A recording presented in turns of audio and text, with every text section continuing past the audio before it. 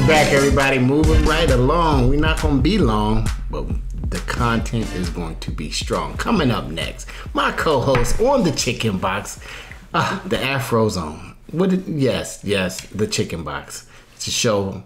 Go follow us on Facebook on the Afro page every week.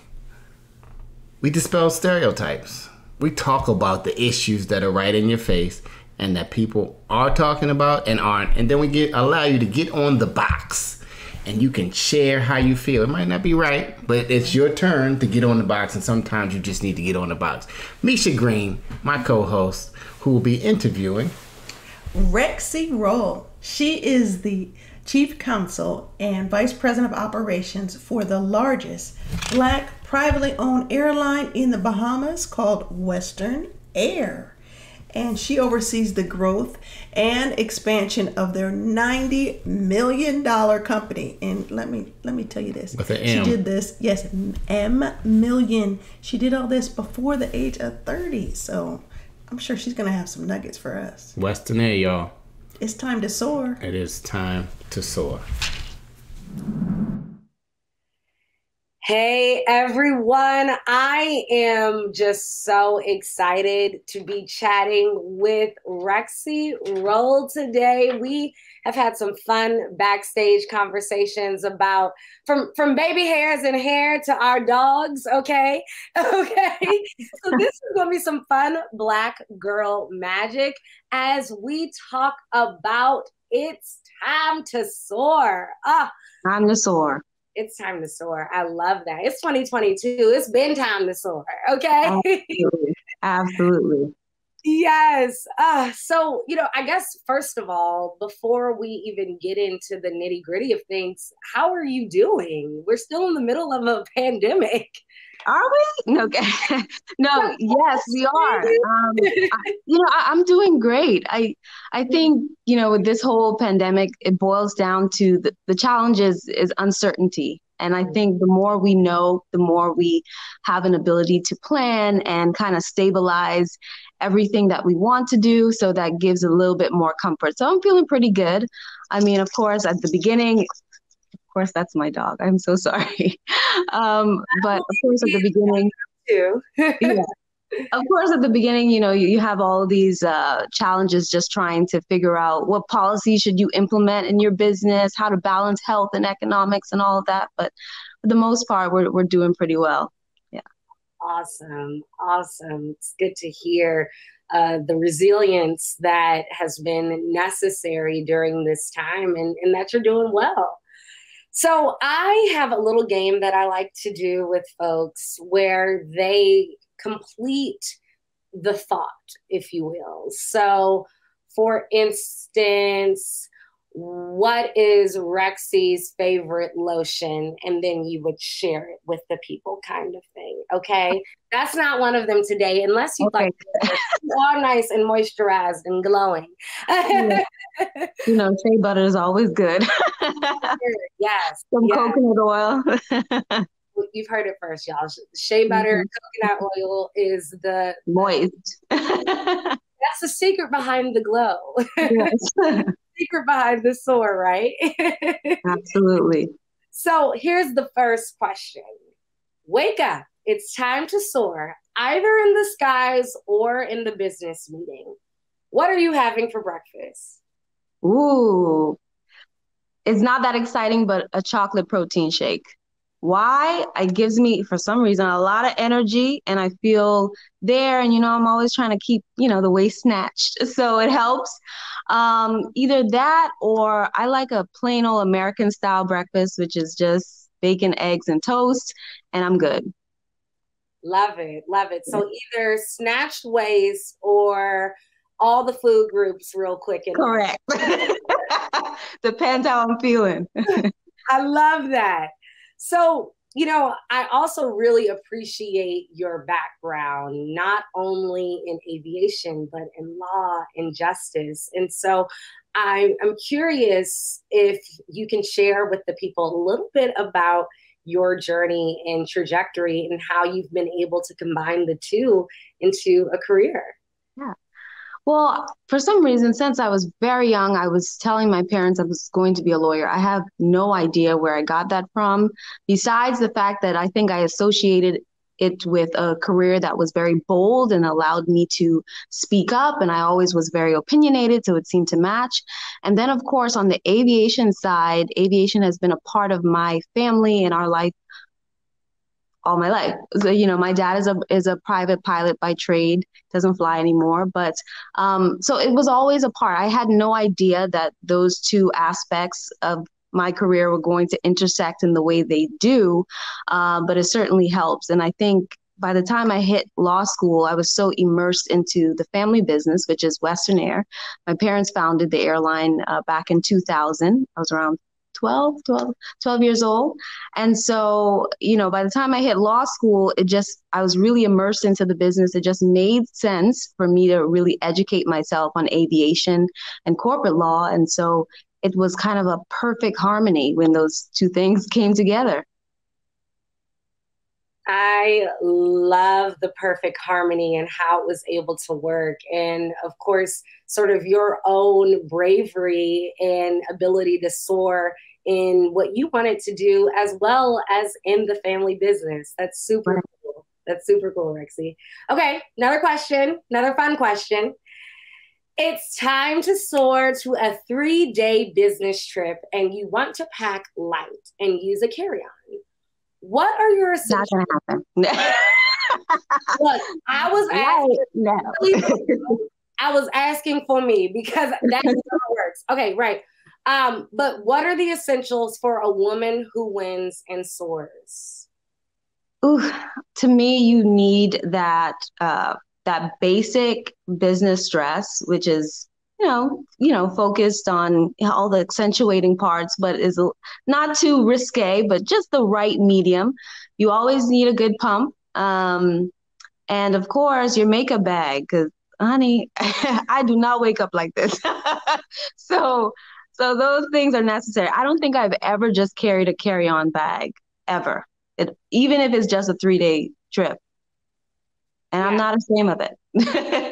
Me neither. Me neither. This is why I was asking selfishly that question. And now we know, everybody out there, not to feel bad about the fact that we have a big bag for our 3-day trip. Okay.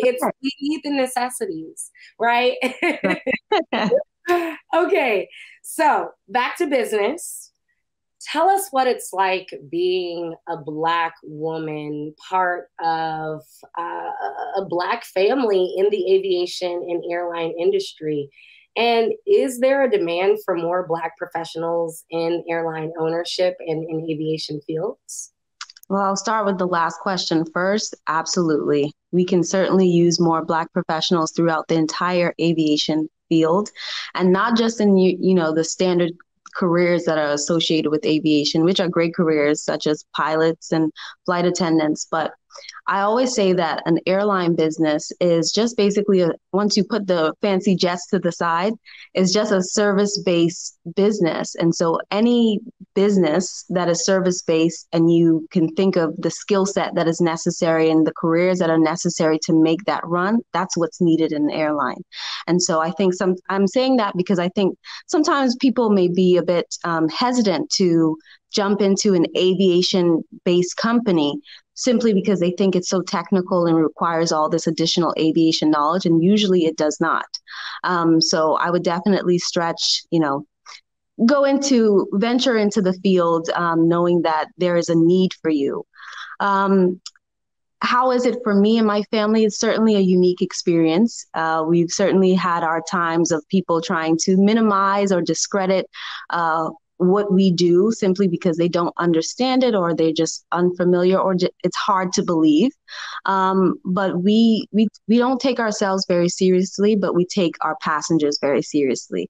And so we never take for granted how special it is to be in this industry, to do what we do and offer this service every day, and especially as a Black family. So we really just cherish that, and we know that it's important for us to bring up other Black professionals in the industry. I love this notion about empowering the other generations and the next Black professionals in this industry. And y'all who are tuning in, make sure you're doing all your research on how you can potentially be involved as well, okay? The answer is that we are needed. We are needed. Yeah. So how, considering this theme, it's time to soar, which I know I am having all the fun with today. But, how do you define soaring? What does it mean to soar as a Black woman in business? I think to soar means, well, it's a combination of things. I feel it means that you're taking things that you're passionate about, that you have interest in, and you're combining that with how can you be of service or provide something that people would want or need, and also finding a way for it to be profitable and purposeful. So I think, soaring is a combination of that and feeling as if you have this sense of purpose and you've established yourself into the homes of others. And for me, I'm so happy that I found that at an earlier pace, and it was something that I completely didn't think was going to happen. Just because, in a family style business, you see your parents interested in a particular aspect and of life, and you don't automatically adopt that. But over time, I really started to understand that this is not about me. This is not about them. This is, people rely on us for this particular service. And that makes me feel like I'm soaring, to know that they trust us with this. I love that. You're such a servant leader, if you will. The service to others, I can see, really empowers you, and absolutely. I'm sure your family. Absolutely. Amazing, y'all. Well, I think, again, we are just getting all the tips and tricks to the trade of soaring, even just from watching how you do and how you go and how you operate. And so thank you again for all your transparency. Okay. How can we get our wings? How can we soar like you? Well, I know this is a business audience, so I will say something that they probably already know, but just as a strong reminder that at any core business, you have to develop trust. It's like getting into a relationship. People need to trust your products are going to be just as good as the first time they tried it. Your service is just as good or better than the first time they tried it. And so every day for us really is about how can we improve the experience that our passengers just had. So how do you get your wings? Consistency, reliability, being trustworthy, and showing them that I'm not here for a good time. I'm here for a long time. Every time you need this particular product or service, I'm going to be here with the same quality, with the same energy each time. And that, to me, is how you get your wings. And to get real with us for a second about some of the realities about entrepreneurship. I know that you've watched your family and now you've stepped into soaring in your own right. However, I know it's not always floating in the sky. There are hardships at times. And so can you tell us how you have watched your family overcome those challenges and how you've been able to implement it into your work as a woman who wins? Well, I can tell you that it has not been an easy road, and it's still not an easy road. A large part of my role is defending us, not against, liability claims or anything like that, but just pertaining to getting what we believe we're entitled to and what we deserve as a company. And so what I would say is that persistence pays off even when passion wears off. So sometimes, just in terms of regulatory wise or getting into the regular business processes and getting financing and getting all the things that is necessary, all of that is a challenge. All of that is tedious paperwork. And so yes, you might be passionate about something, but at the end of the day, you also have to have this core perseverance that says, I have to continue. Whatever that is that drives you to say, I must continue on, that's what you have to tap into every day, because every day you'll be faced with new challenges. You'll be faced with naysayers or people who just simply, for whatever reason, is giving you a hard time. And there's always that opportunity to say, despite this, I'm moving forward. Despite this, I'm pushing forward. I'm soaring. Yeah, I think we can get an amen on that one. Okay. So we are going to go back into a fun question since we've overcome those challenges. Okay. It is time to soar to your favorite place to unwind. Where is Rexy going?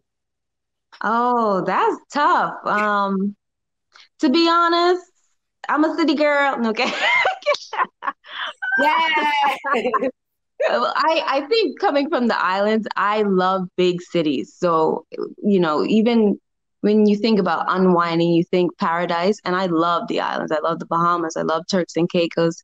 But I love to go to like New York, LA. I just love seeing the energy and that excitement and meeting up with friends. That to me is so fun.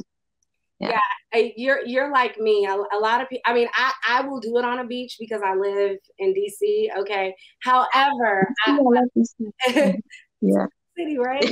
Yeah, and it's unapologetically Black. Yes. That's what I love about it. Exactly. But yeah, no, I always say that there's a part of me that likes going to places that are high energy because it's giving me the battery that I need almost in a way. Right. So, again, this is just an amazing combo of Black Girl Magic as we talk about soaring, everybody. So excuse us. So what are some of the ways that you find to stay grounded in your work professionally? And not meaning how you get people together at your job, meaning outside of your work, how do you remain grounded professionally? For me, my faith is a big deal. I truly believe I wouldn't be here without the grace of God. So that's what 100% keeps me grounded and keeps me focused and believing and knowing that there's something, so special about every single one of us and what we bring to this world. Besides that, my family, they keep you grounded, child. They keep you grounded, child. So they are so real. They tell me about myself, child. So they 100% keep me grounded. So faith and family for sure. And what would you suggest for those of us out there who may say, okay, well, I have the faith part, I have the family part, but I still, seem to feel scattered, to feel anxious? I know this may seem like such a cliche answer, but I really believe that all the answers are within you. Mm-hmm. And sometimes we don't spend enough time with ourselves to determine what those answers are, or we self-doubt. And so spending time with yourself, I mean, we're inundated with our phones, emails, social media, all that stuff. And you'd be surprised how strange it may be for some to just sit there and really contemplate, what is it that I want to do? What is it that I'm trying to accomplish? And then break that down into different items and break those items down into different items and really analyze your goals. And I believe that if you're doing something small towards your goals every day, it adds up tremendously. And so spending time with oneself to really understand what you want out of life, really understand what you want out of your business and what you want to accomplish, and to self-organizing and being accountable to spending that time and establishing what am I going to do little by little to get there. I love that. Thank you for that advice. Another fun question. It is time to soar to the gym. What is your playlist? Oh, there's definitely a mix. I like all the powerful girls, the Queen Bee, Rihanna. I definitely like some hip hop thrown in there in the mix there. Definitely some reggae and dancehall, Afro beats. It's really kind of all over the place.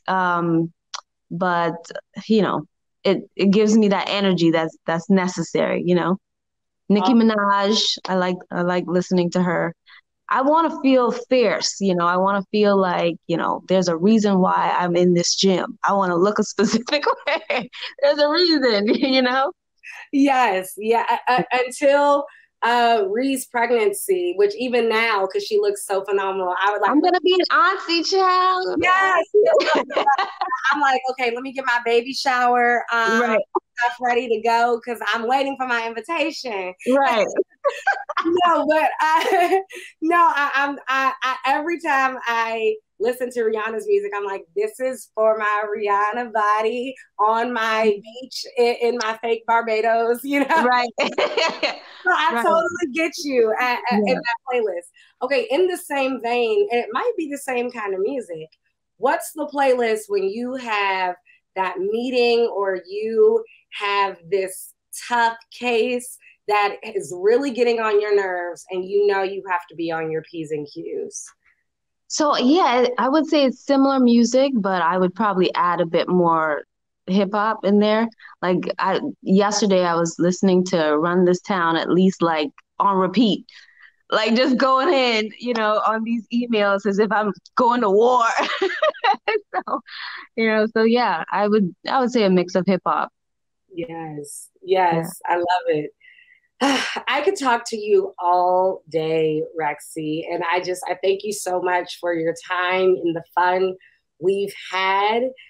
My final question for you is if you could offer any parting words of advice or wisdom in all of the really valuable things and gems that you've given us today, but any parting words for us about how we can soar no matter the field we're in? First thing I would say, you're here for a reason. You're in this field for a reason. And your talents and skills will make room for you. And you first have to believe in yourself before anybody else will believe in you. Regardless of age, regardless of skin color, you have it all already. And so I just really believe that the first step is believing. You have to believe that you have the abilities within you. It's not, oh, I can't do that. You absolutely could do that. There's nothing, I'm no different. My family is no different. We're nobody special in comparison to you. You have the capability, you have all of that. And so once you believe that, and once you apply yourself, going back to knowing yourself, then you're able to really implement those small steps to get you to where exactly you're supposed to be.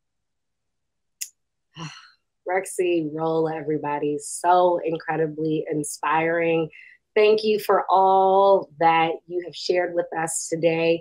I applaud your parents for their bravery and their ability to be barrier breakers in starting Western Air, and just, again, your fearlessness and confidence and dedication to not only the family business, but justice within it. And so we really appreciate your time today. You have to come back to the Afro for sure. Yes. And thank you for being a woman who wins. Thank you so much. Bye. Bye-bye.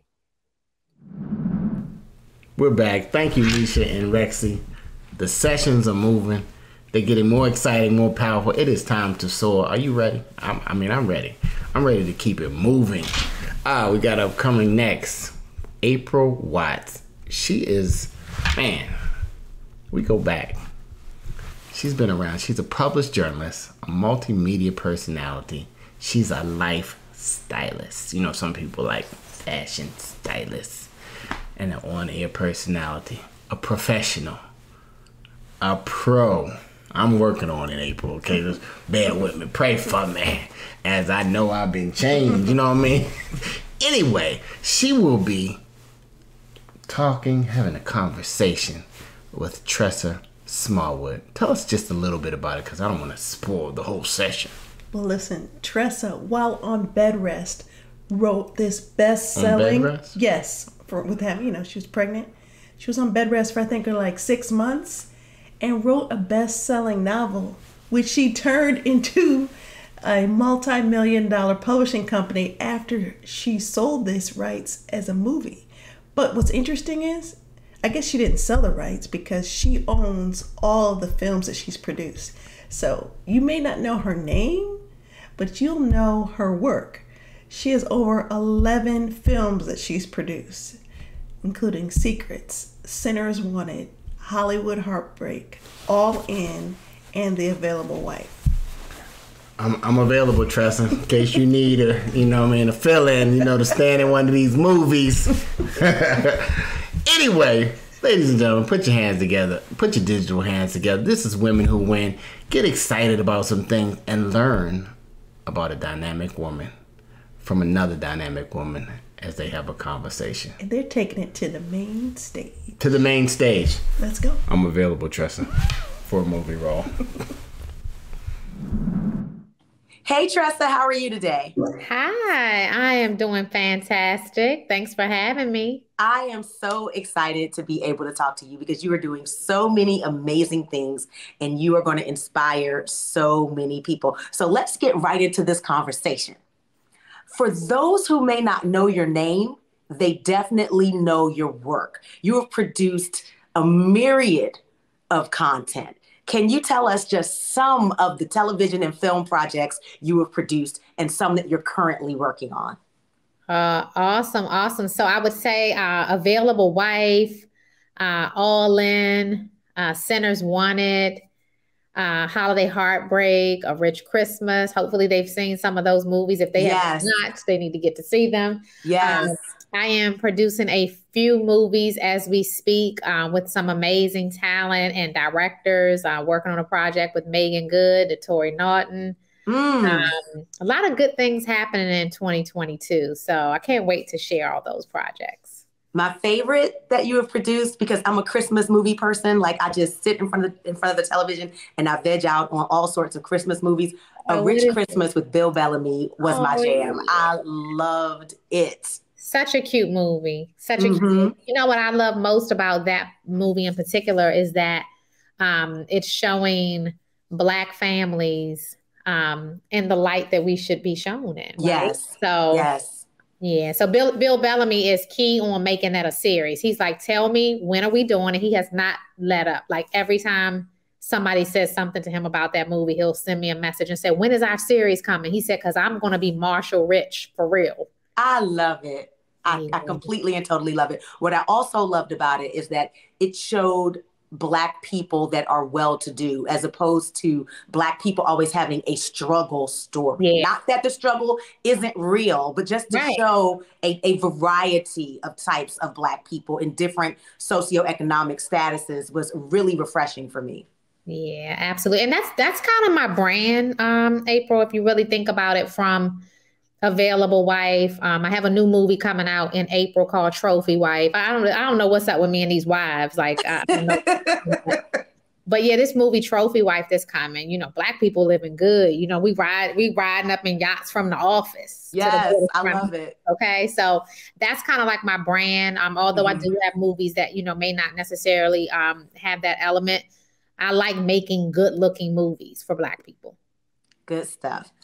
You are the embodiment of, if you build it, they will come. You have built not one, but 2 successful companies. You started out with your book publishing company, and now you have your film production company. Can you help those of us who are building our companies? Can you give us 3 keys to building a successful company? Yeah, number one, do your homework. And I'll keep, even add the words research to that same category, because a lot of times when you're setting out to get into any industry, other people make it look easy. So you just kind of go, oh, I got this. I can do that. If you don't research, if you don't do your homework first, you can't be successful at any business. The second thing I would do is to say, be prepared for long-term success. Everybody wants this whole microwave, success where it's going to happen right away. Be ready for long-term, like be ready to get in there and stick it out, because there'll be a lot of bad times before you get to the good times. So be prepared for that. And then lastly, I would say number 3 would be to believe in yourself no matter what other people say. Your friends won't believe in your dreams. Sometimes your mama won't believe in your dreams. Yes. And you got to be good with that. I can't tell you how many times people told me before I left teaching to, launch my my book publishing company full time. I was on bed rest when I wrote my first book. And when I told people I wasn't going to go back to work, they were like, you got a master's degree. You get summers off. What are you talking about? What's wrong with you? I mean, so many people tried to talk me out of doing it. And so I think by the time I started my movie company, they were done with they were like, well, she is definitely not listening to us. Cause I went from having summers off to having my whole life off to do. I love it. Yeah. What I've realized too is a lot of times when people don't believe in you, it's not even that they don't want to see you achieve, but a lot of times people can't see for you what they can't see for themselves. And if it seems insurmountable, impossible for them, then there's no way possible that you could do this, Yeah, for sure. And, you can't get mad at that when people don't believe, I'm good with it. Even now, sometimes if I tell them, I think the track record makes people believe in me a little bit more now, and they know that, hey, she is really not listening. She is not going to, she's going to do it regardless. I think what you said is so important, because if they've never had a vision that's big or a dream that's big, they just, you can't get mad. It's just like, okay, like it's okay. I want to go back to your backstory. You started out as a teacher and you did something really bold. You quit your job after your first novel. I need to know, did you just say, okay, I've done this, I've achieved it, and now it's do or die, sink or swim, I'm just going to take this risk? Or were the book sales so great that it made sense for you to say, hey, I'm onto something, and you quit your job? I think it was a little bit of both, because at the time, again, I was on bed rest, had a baby. My daughter Bailey was, when I was pregnant with her, my doctor kept saying, listen, you have trouble with pregnancies. If you want this to be successful, you have to be on bed rest for 6 months. So that was already like, in the gut, like, okay, all right, 6 months, I'm getting on this bed rest. And so during that time, I wrote my first book. Well, once I got off bed rest, the plan was going to be on maternity leave for a little bit of time anyway. So I already kind of had a cushion. But during that time, I wrote the book while on bed rest, learned how to self-publish it, published the book, and within the first 2 months made 40 grand. Well, as a school teacher with a master's degree back then, I was only making 42 grand with a master's. And although I love teaching, that's why I still teach to this day, I just said, okay, you know what? This might be the one thing, that will be my new journey, because I wanted to be a business owner. I just didn't know what business, how to go about it. I just really wasn't sure. So that you come from a background of entrepreneurs, right? Absolutely. Absolutely. My grandfather, he had at least 12 jobs, and I'm not exaggerating. He would literally, my grandfather was a dental technician. He would come home from that. He would switch to his next job. He was a photographer. Then he come back, and then he was a DJ. And we used to say, what is going on? I'm not mad at Granddaddy. I'm so not mad at him. Okay. Listen, he was not playing. And because we watched that, my whole family, my cousins, all of us, my sister, we're all entrepreneurs, and it comes natural for us. The reason why I started teaching was, again, my love for teaching, but I kind of just knew, even though I loved it, I was like, I just have this entrepreneurial spirit, like it's in me. And so that was just that moment to make me do it. Now I'm married, been married for 25 years. My husband at the time was like, you're crazy. You just got your master's. What's going on? What are you talking about? You're not going back to work. And I was like, listen, this is what I made. This is what I plan on doing. I'm going to write more books. I'm going to turn our garage into, I had the whole blueprint for him. You had the plan, honey. I had the plan. And he was looking at me like, girl, but he believed in me enough to give it a shot. He knew that, okay, if this doesn't work, she can go back and be a teacher for sure. Right. Well, it worked and I never turned back. I love it. Now let's talk about this. You are interesting to me because a novel turned into a career, but a novel turned into a full-on publishing house with almost 200 titles under your publishing house that aren't just yours, but other people, like you've helped other people. And then a publishing house becomes a media and film production company. Talk to me about your vision, because you're obviously a person who doesn't think small. Yeah. So, here's one thing I will say, April. I tell people all the time, in the early days, I knew what I wanted to do, but I really didn't realize what was happening. This was definitely all God's plan. Like, I don't try to take credit. Like, what's happening in my life right now, these are like supernatural blessings coming.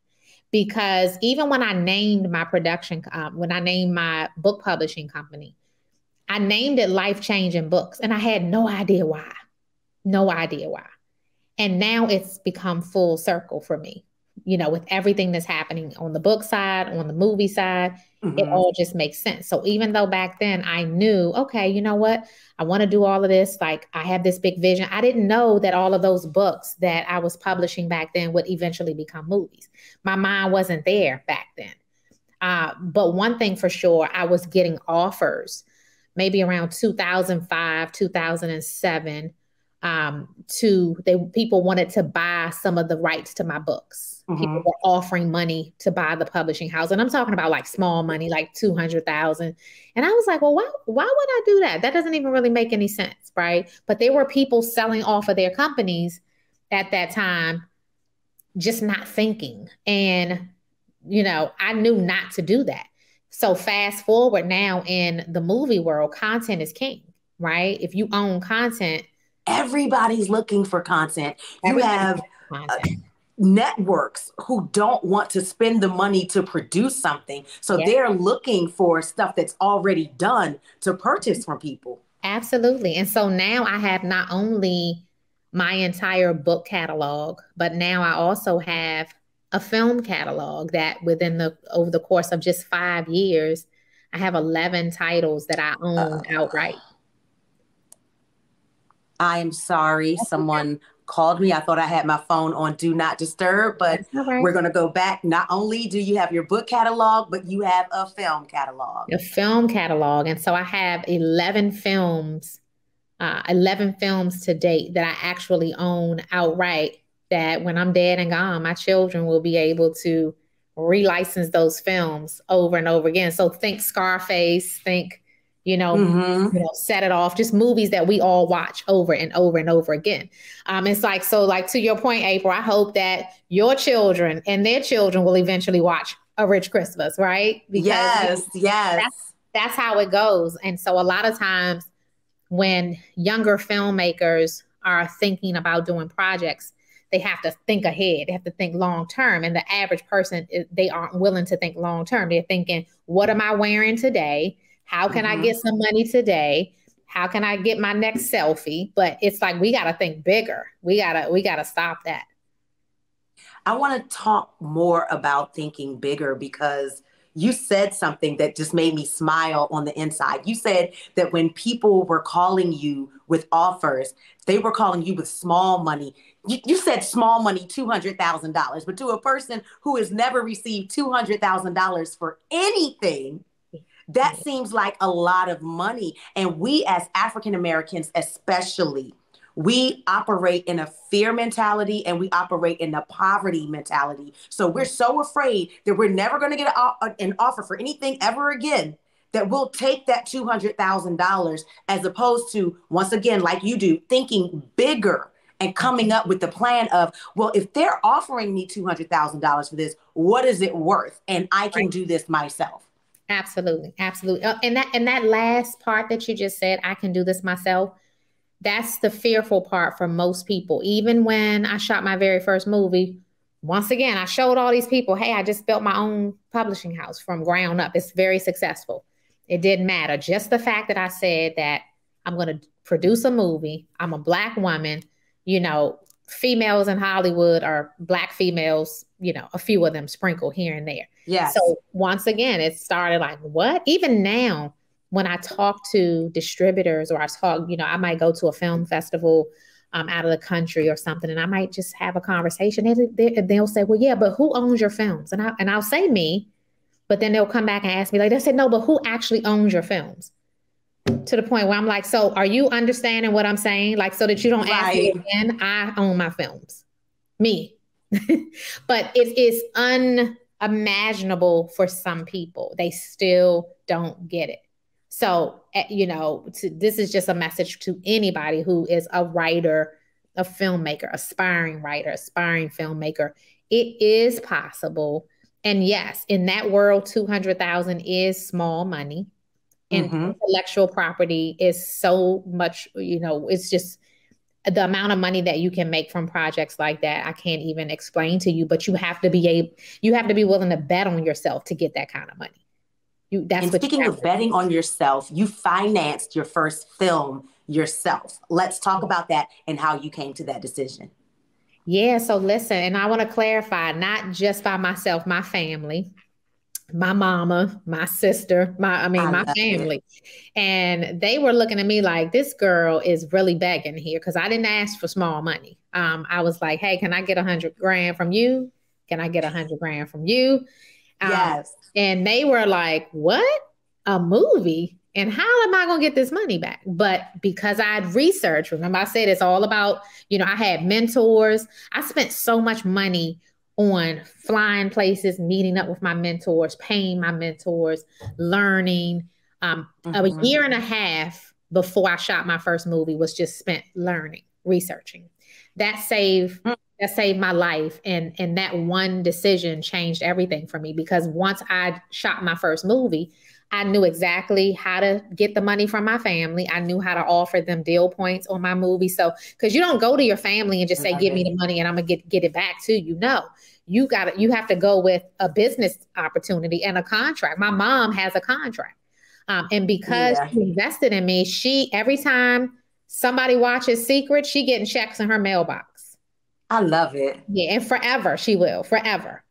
But she took a shot on me, and my mom is not a risk taker. She kept saying, what is this now we did? Tell me what we did again. It never clicked for her until she started getting those checks. She said, oh, I got a Secrets check. I'm like, yeah, me too. I got one too. But a lot of times people, you could possibly be afraid to go to your family because you don't know what they're going to say. Maybe, you know, your family is accustomed to you coming a lot, so you got to go to them differently. Sometimes your family may not have the resources or the money that you need. Like my family, I was grateful enough and blessed that my family had that kind of money where I could go to them and say, this is what I need. Also, I come from a family full of entrepreneurs, so they get it, you know, like they understand. Yeah. Yeah. And once we did the first movie, it was easy. Now, there were some people that we asked in the beginning and they said no. Now they're like, hey, I got a check for you. And I'm like, hey, we don't really need it now. That's how it happens sometimes. Now, there's an adage that says, don't quit your day job. But to do what you're doing, at some point, you have to quit your day job. And for those of us that are out there that want to transition into something different, it doesn't even always have to be a creative field. Yeah. But how do you know when it's time to quit your day job? Because some of us just get up and go, and it might not be a good idea. Yeah, so for me, I'm big on finances. My grandfather that I was sharing, who had all those jobs, he also taught me a lot about finances and to save your money. So for me, even now in my seasoned age, I don't spend a lot of money without guilt, right? So I'll go into a store and it might be a nice handbag and I'm like, oh, I don't know that I want to spend $5,000 on that, because that $5,000 could help me invest in my next project. So that's just my mentality, period, that I don't spend a lot. So if you are that person that you're looking to do something big and you have your day job and you got to start saving. You got to start saving for the moment. Get your cushion. And let's say your bills every month, you $6,000 in bills every month. Save yourself 5 months of bills, 30 grand. And then say, all right, got my cushion. I'm going to step out and I'm going to make this work. But you also have to research to be ready. Don't just jump out. Be ready. Yes, I like it. Do you consider yourself a businesswoman operating in a creative field or a creative operating a business? Because those are two very different things. Yeah, I think I'm stronger in the business world. Although I'm a creative, I've written 3 scripts that have been actually filmed thus far. I'm the writer of Available Wife, the screenplay writer of All In, and Dying to Be Famous. But outside of being a writer, and of course, I've written 7 books and I've helped other authors write books. At the end of the day, my strongest gift is that I'm a better businesswoman than I am a creative. And that's probably why I've been able to build all of this. I love it. I love it.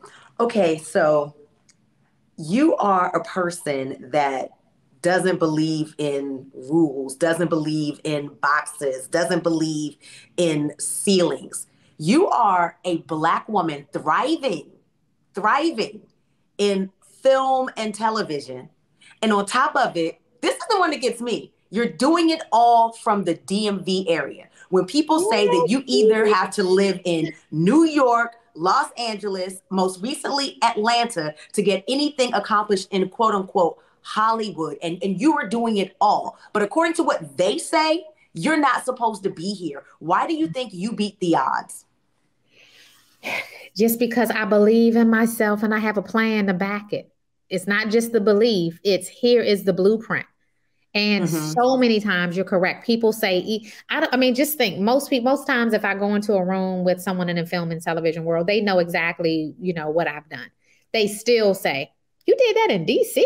It is just for them unbelievable. That's why, we host every year the DMV Film and TV Summit. We bring people here now, right? This will be our 3rd year doing it. We bring people here just so that they can see this is what we're doing. This is what's going on here. And for me, I always say, I don't want to go do what everybody else is doing. Let's build our own world, our own infrastructure here.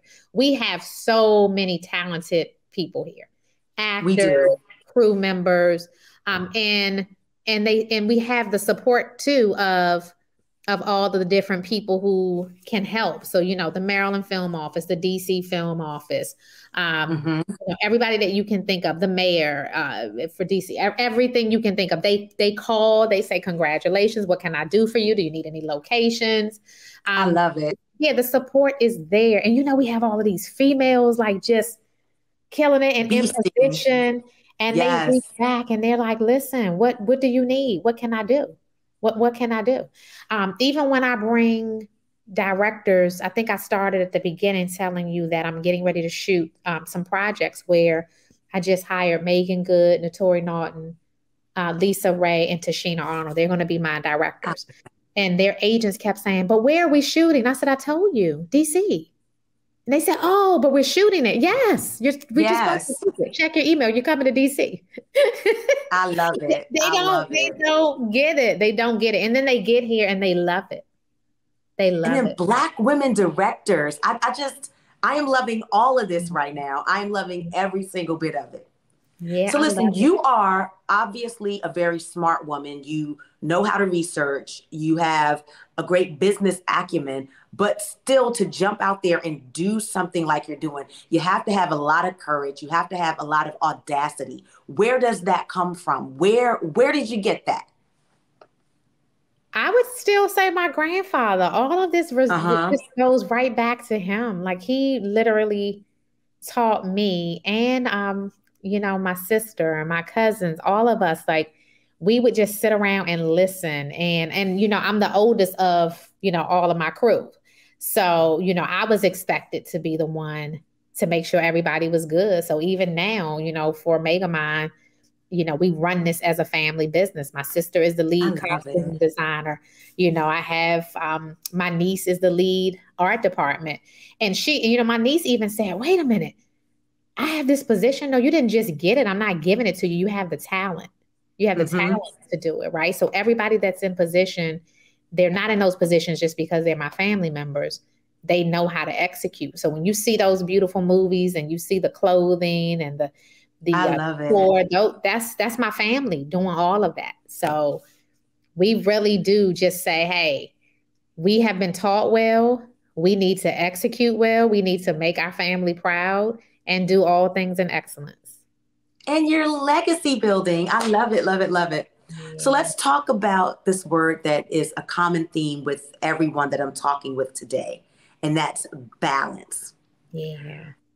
That becomes very interesting for us as women. Like, you have an extensive and an impressive resume. You've done so much, but how do you balance career, motherhood, and being a wife?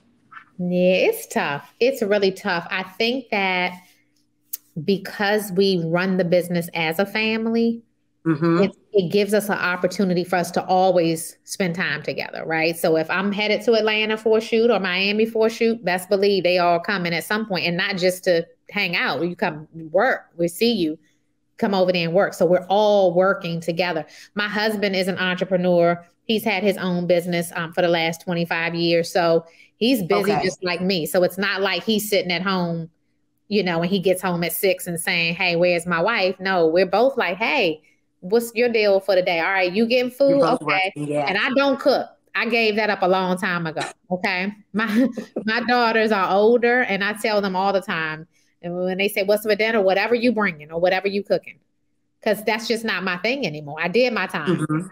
So I think with your family, you decide who's doing what roles are people playing, and you really just talk about your goals as a family. That way, if you're working as an entrepreneur 12 and 14 hours a day, you don't have the rest of the family feeling like you're not there.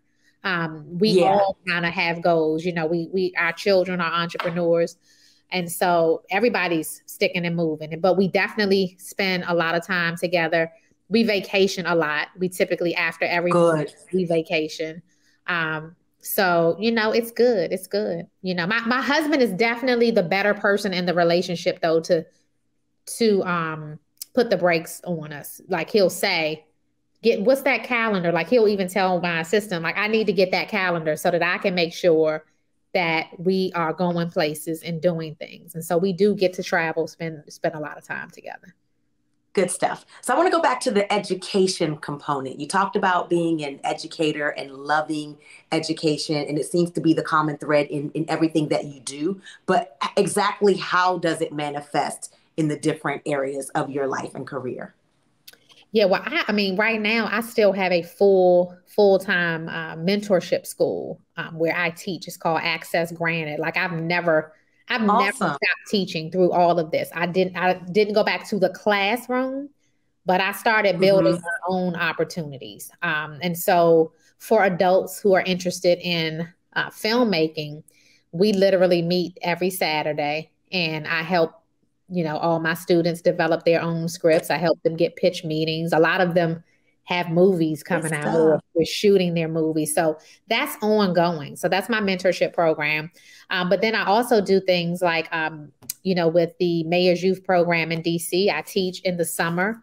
I teach career development. I teach entrepreneurship with the youth. Typically, I'll do ages 18 to 22. And it's not necessarily about film. It's just really about teaching them how to go after their goals and teaching them to dream big. So I do a lot of teaching. Like, no matter what I'm doing in the film world, I make time for teaching, period. Love it. And the last question, I don't want to let you go, but you're busy, so we do have to let you go. But the last question is, the topic for today's conversation is taking it to the main stage. What does it mean to you to take it to the main stage? Yeah, so I think for me, taking it to the main stage means develop whatever it is you're doing at the lower stage, right? At the backstage, at the smaller stage. Perfect your craft so that when you go out into the bigger world, which for me, bigger deals, bigger opportunities. My average movie is at $1 million. Well, big stage for me is $5 million, $10 million movies, which I will be doing, by the way, very soon.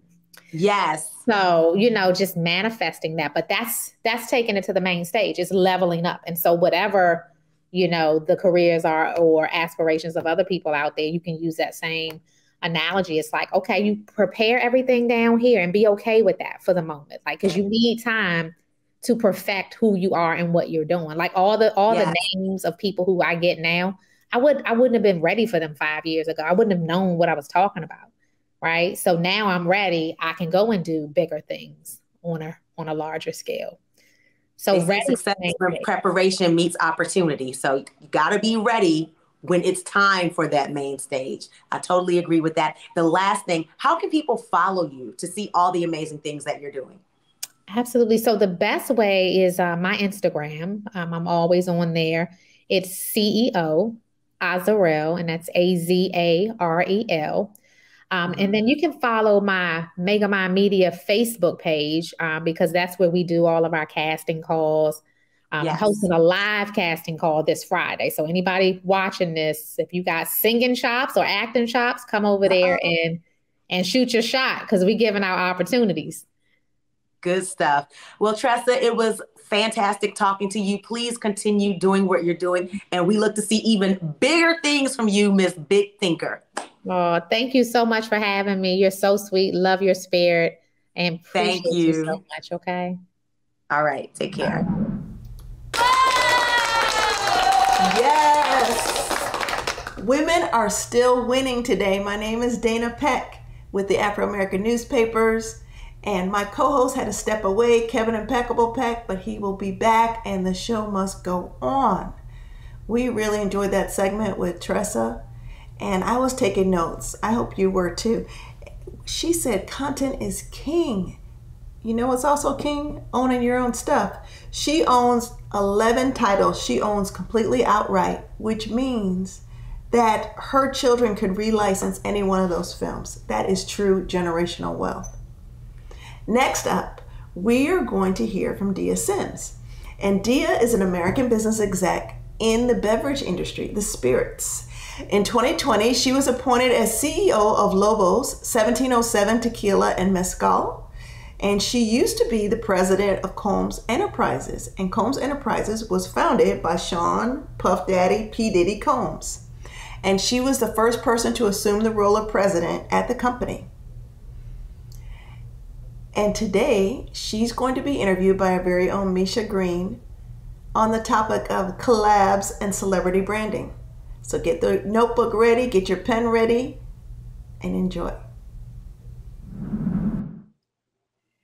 Hello, everybody. I am just so ecstatic to hop into this conversation with the great CEO extraordinaire herself, Miss Dia Sims. Oh my goodness. I know that she is going to give us all of the breakdown and the things that we need to know in celebrity branding and collaborations. But having been offline with Dia, I can also say we're going to have a good time. Yes. Absolutely. Absolutely. Let's just dive on in and talk about you in this crazy world that we are in, because we are still in the middle of a pandemic and we forget that at times. Yeah. How are you doing? How is your life? How's your pandemic pivot? Listen, first of all, thank you. I feel like actually nobody asked that question, so it's very thoughtful. Yeah, it's a pandemic, a revolution, just a little bit of a touch of World War III going. I mean, it is truly intense time. So honestly, I mean, I just, no matter what's going on, I just try to wake up every day and be grateful for, like, you know, air in my lungs and my feet hit the ground. Everything else is gravy. But it's definitely harrowing for us all to be pretending to be fully functioning in the midst of the challenges that we're experiencing in this world. Absolutely. And, you know, I think a lot of people really undermine the smiles and the hard work that we put on during this time. And so, again, I thank you for your grind and continuing to go out there and do the hard work for us all. Yeah, Belle. So, you know, we're celebrating women who win, and there's a lot of women who are winners tuning into this conversation. And so I like to play a little game.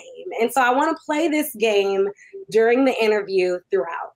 And so I want you to put on your hypothetical hat, okay? All of these things may have happened before in your life, but it's not happening now, y'all. So don't be out there on social media talking about some Dia is experiencing. Okay. But I want you to put on your hypothetical hat and you are going to answer the questions to these hypotheticals. Does that sound good? That sounds great. Let's go. All right. You're headed to a make or break meeting with a particularly tough celebrity. What are you eating to make sure you're prepared? I'm probably not eating anything. I'm gonna drink a little water. I'm probably not gonna eat till hours after the meeting. Honestly, I'm gonna eat up all the information I have to make sure I'm gonna kill this meeting. Yeah, you and I are the same person. I'm like that anxiety hunger does me well. Okay. Yes. All right, so let's get in a little bit to the nitty gritty of your world and tell us about your trajectory into the world of being a CEO. And as a Black woman in a male-dominated industry and industries, because I know you've gone from marketing to everything, how are you able to leverage relationships to get to the point that you are today? Yeah, so I mean, on the trajectory, I've done a lot of things. I started at the Department of Defense negotiating defense contracts straight out of college. So I was 21 and I was typically youngest in the room, only woman, only person of color for like a country mile. Fast forward to being 46, I'm still often, oddly, the youngest, only woman and person of color. And everything I can do to change that, I do to change that. In between, negotiating defense contract and working on trainer jets, if you will, I started to shift and learning a little bit more about sales and marketing. And I worked in radio and pharmaceutical sales. And when I was back working at a radio station in New York City called Power 105, I inherited like all the music labels as clients. At the time, Bad Boy Records, Puff Daddy, Brother Love, Diddy, whatever you may know him as, a legendary label, wouldn't advertise on the station out of loyalty to another station that's known as like a heritage hip hop station that really actually I think helped reverberate hip hop around the globe, which is Hot 97.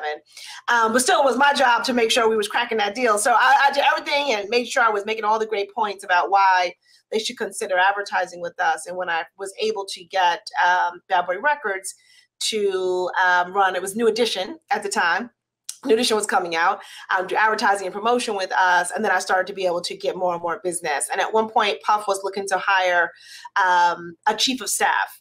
And one of his executives reached out to me and was like, "You interested in the job?" She was like, "I feel like you always sending me an email at 3 a.m. He don't sleep. Like maybe I will get along." And I had never been like an assistant or chief of staff before, but I'm like, sure, I'll interview for the job. Super quick interview.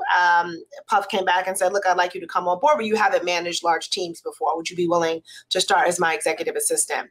And I was like, "Yeah, I don't care what you call. I don't care about titles. This is what I need to make." And I feel like this is a place I could go and really learn a lot, which is really my primary motivation. And I started the week after my 30th birthday, October 5th, 2005. And then after that, with Puff, I went from his executive assistant and worked with him for 14 years. We built a lot of amazing things together, an incredible fragrance called Unforgivable. We sold $90 million in the first 9 months. We built a television network that I'm so proud of today called Revolt TV. And then our baby was building a brand called Ciroc Vodka, which had been out for a few years, but had been doing well. And then we negotiated a relationship with Diageo, terrific company, leading spirits company in the world. And we were able to turn that brand around from not doing well to being a multi-billion-dollar brand at its height. And even now, it still continues to do well. And I've actually just texting with Puff, who I still consider like a brother. And then I went on to work with now what I'm doing now with amazing notables like LeBron James and Draymond Green and Arnold Schwarzenegger on a new tequila called Lobos 1707, which was founded by a gentleman named Diego Sorio out of Spain. Oh my goodness, your journey is so inspirational. It gives me all the feels. I got to ask this question, and I know we didn't talk about this before, but what gave you the faith and the courage to step out on these opportunities? Because it was not at all linear, it sounds like, and yet you did it, and are still doing it. It was not linear, and it was, in fact, faith. I think that makes me feel comfortable in any room, and then comfortable taking risk. I think one of the things I learned back in my Department of Defense days, I was trained in negotiations for 2 years, which I think everybody should get in like 3rd or 4th grade. And as part of thinking about how to negotiate, you need to think about how you manage and mitigate risk, right? And one of the things I've seen over the years, my journey has been that, particularly for women, enormously talented, have all the capability, but are more reticent to take the risk. And the truth is, to me, it would be much worse, right, to not take that chance to see whether you fail or you win than to just contemplate it and sit by yourself with that talent. A dear friend of mine always says that her version of hell is like at the end of her life being shown where she was versus where she could have been. Right. So I think for me, when I think about risk, it's like I don't ever want to face the dichotomy of what taking an extra risk, taking an extra step, staying an extra hour, making an extra relationship, right, could have been the difference in my overall life. Yeah, the Reverend Dr. Dia Sims has come. No, I can't tell you how inspired I am just listening to you and your journey. All right, another fun question. You're headed to a tense board meeting, talking money, celebrity partners, and more. What's your playlist on the road to the meeting? Oh, I might have a little vintage Beanie Siegel going. I might have a little Reasonable Doubt. I may switch it up with some Diana Ross, Lovely Day. I mean, I just need to feel inspired and energetic, I think, when I'm on the way. I love that. And y'all go ahead and take your notes because you might need that on the way to your meetings. Because we're all women who win in this conference. Yes. All right. So we are talking celebrity branding and collaborations. And so I am interested in some of the most successful celebrity branding and partnerships you've seen. And yes, it can be some that you've been a part of. I would venture to say some of the ones you've been a part of have been huge and quite successful. All right.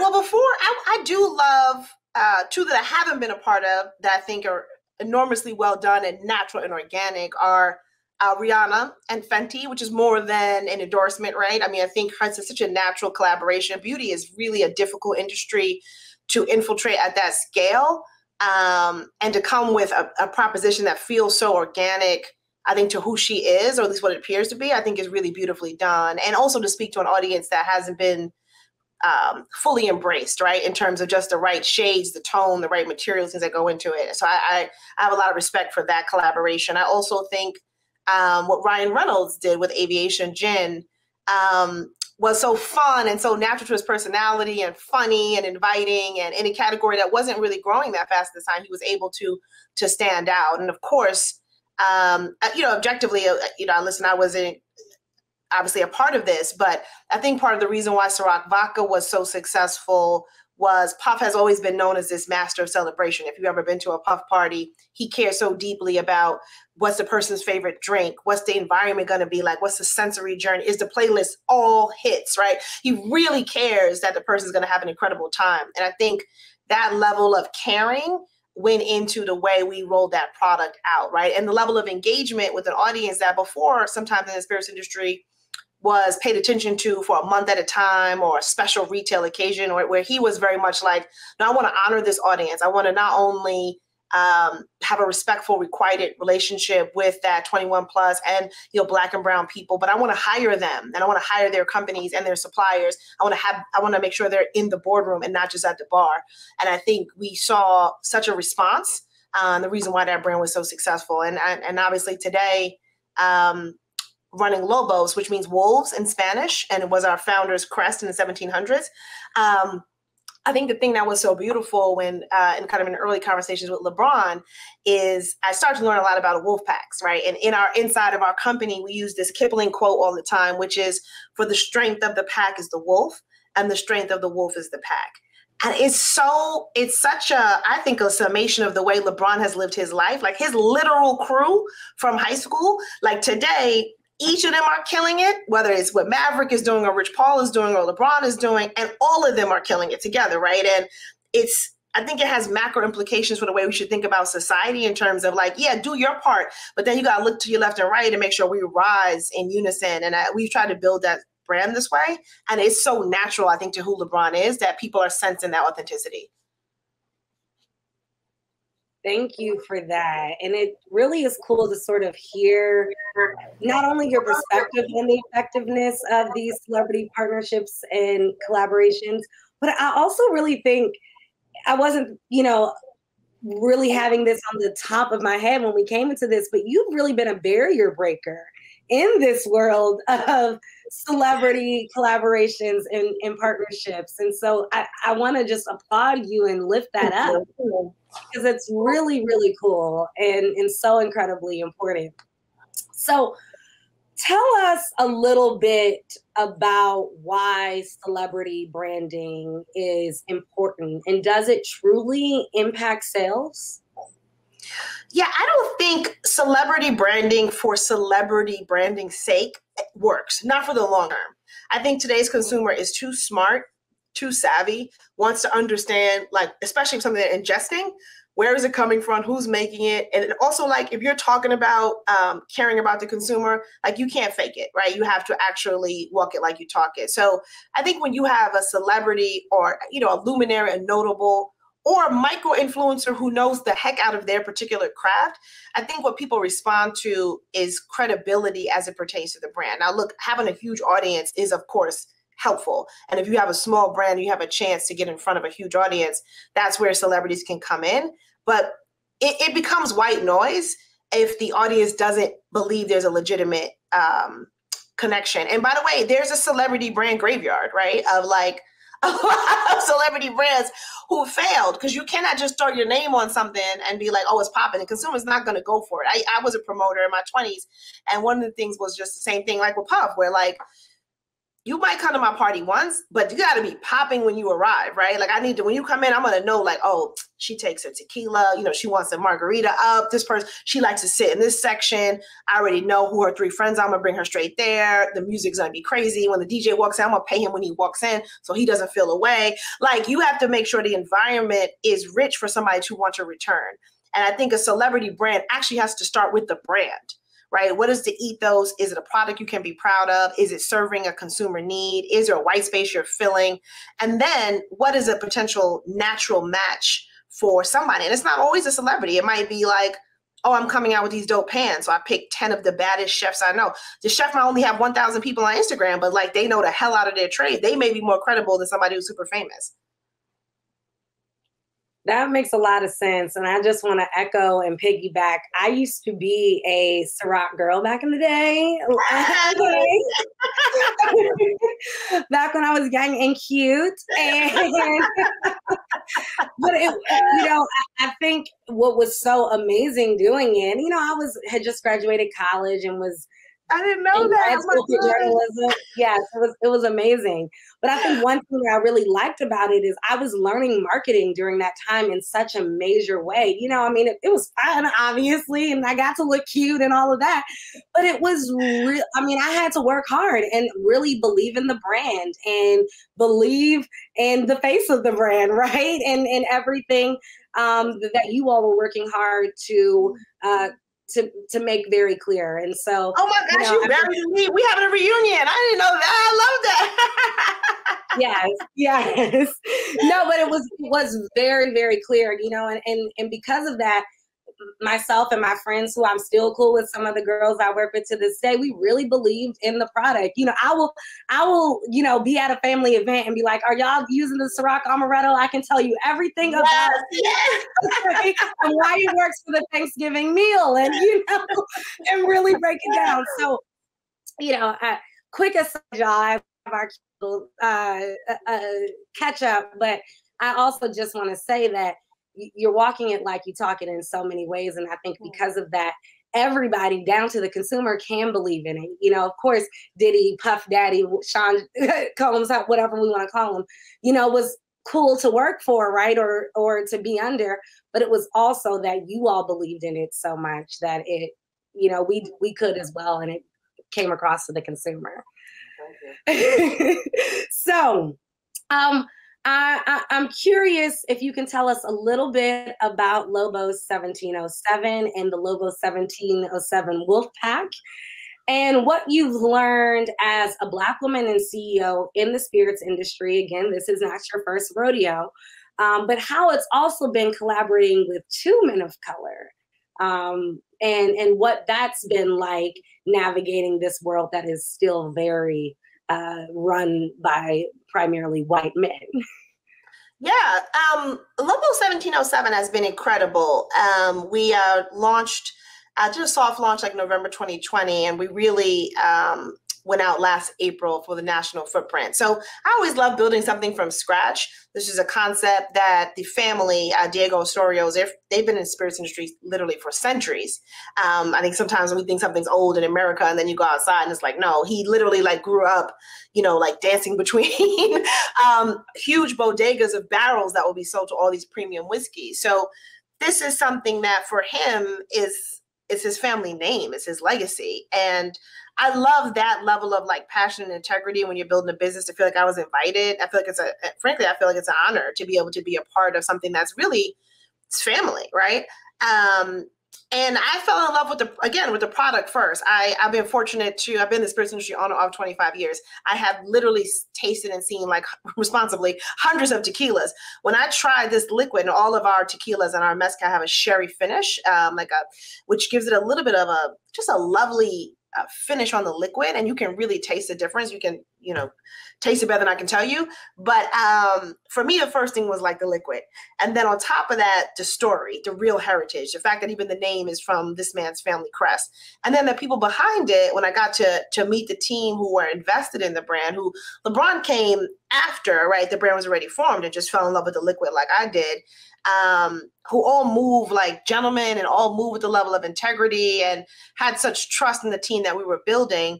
So to go from talking about it to now being in 31 states, to tripling our forecast, to being 50% women and 60% ethnically diverse.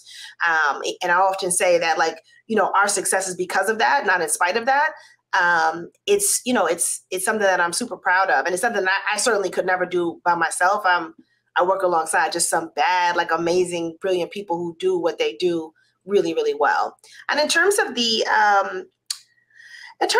like, you know, male dominated, you know, when I was in hip hop, if you will, I would get this question a lot. And I'm like, actually, first of all, at a certain level in C-suite, there really isn't, an American field that isn't male dominated.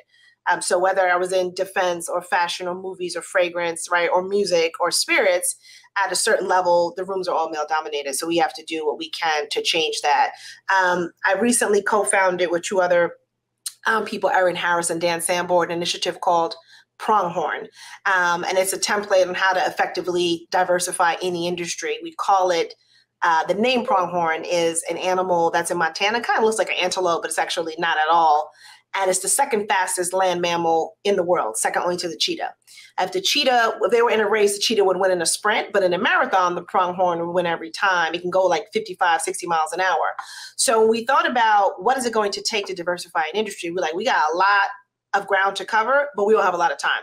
So this animal so beautifully manifested the idea that we need to go far, but we need to go fast.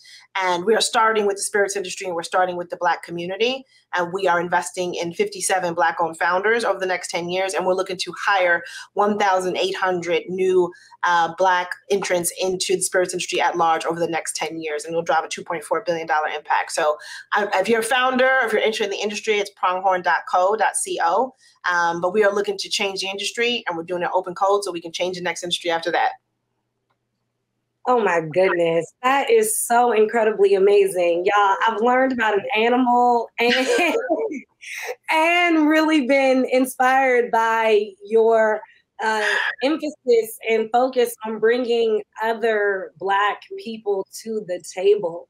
Yeah. You know, I have to ask that follow-up question. Why is that important? Why have you and your partners in Pronghorn found that that is the next step? Well, I think it's two things. One is, just as a Black woman, I know 100% that I bring value to every room that I go into, and all the data backs that up, right? Forget the altruism of it. It's just good for business to be as diverse as possible. So like, if you're not doing it for your heart, do it for your wallet. It's a disservice to your organization if you're not actually paying attention to the fact that you can be more profitable, have more retention, and have more innovation if your organization is more diverse. And then secondly, we're in this incredible time. We all joke that like, I'm tired of living in historically unprecedented times, but it's a little bit of a gift to see just a difference in my lifetime of in the last few years where you have this groundswell of good intentions and interest, and DEI for good or bad is now a buzzword, but it frustrates, maddening to me to see that conversation happen and no one's really talking about the economic underpinning or talking about entrepreneurship and wealth building. So if we can change something, let's change something. And I think I'm fortunate, I feel like, to be able to assemble a group, to be able to assemble the financial wherewithal that let's change it. Like I grew up in, if you can get a B, you can get an A. You can't watch a problem if you can solve it. Thank you for that. All right, another fun question. So your board is, well, this might not be that fun, but your board is concerned, admittedly, but hypothetical. The board is concerned about a potential celebrity partner with a checkered past, but you believe in this celeb and the celeb believes in the brand. How are you advocating for this celebrity? Oh, well, listen, I think people have to, and I've, listen, you can imagine I've had this conversation, right? We have to be future forward and approach these opportunities with a level of modernity. And I think you have to have empathy and forgiveness about people's situations. And I can speak, at least for America, if this particular celebrity is a Black or brown person, I'd have to have a careful lens about what's being perceived as checkered, right? You have populations who are highly over-policed. So you can even look as an example with cannabis, where we know cannabis consumption historically has the exact same rates in Black and white communities. And yet you see Black people in police, something like, being in prison for it, something, 5 to 10 fold. So one, you got to look at it within the context of the current justice system that we're under to know, like, is it really checkered, or is this somebody a victim of being in an over-policed neighborhood? And two, like I said earlier, I'm faith-based. I'm a Christian. I'm not going to throw stones at somebody. If somebody on the road to redemption and looking to build something and build and give jobs, and we need to be a part of that story. That's the real American dream, is the great comeback story. There you have it, y'all. There you have it. So what are some of the reasons celebrities decide to align with particular brands? And if I'm an entrepreneur and I'm trying to get a particular celebrity, what are some of the ways you would suggest I go about getting the celebrity to support my brand or partner with me? I think, I can't speak for all celebrities, but I think that, when it's a natural interest, just like anybody, and it's something that you're doing anyway, then it makes sense. Like if you're an artist and you love to see, you love to support burgeoning artists, but they don't always have a chance, and you want to collaborate to do a in-studio kit that you can get on Amazon at your house, right? And that's a natural thing, right? To help a next population, but you can also, you can do well and do good at the same time, right? It is something that you can do that are good for the people, but it also has financial upside. Those things don't have to be mutually exclusive. So I think celebrities are looking for opportunities to be great beacons and be great lights, but also figure out a way that they can serve their family and serve their financial needs. In terms of thinking through what to look for, you know, as much as you can, like you may bring something unique to the table, but there are so many things that just haven't been done yet. And we tend to confuse improvement with innovation, right? So just talk about flavor profiles. There are thousands of like spices and fruits that the American palate, we just don't do anything with. Like star fruit is delicious. We don't do much with that. Lychee's delicious. Palm just had a comeback because it had great branding, but it wasn't a thing 30 years ago, right? I personally always feel like pears need to get more market share from apples. Like there are areas where that are right in front of you. It doesn't have to always be like such a huge, big idea. It could be an everyday idea with a celebrity who's a beautiful, natural fit for it. And sometimes it's important to study them and think through what is going to actually be natural for their lifestyle. Because most likely they have a very hectic life. And if you're trying to force something that doesn't fit, it's going to be uncomfortable and not exciting or interesting for them.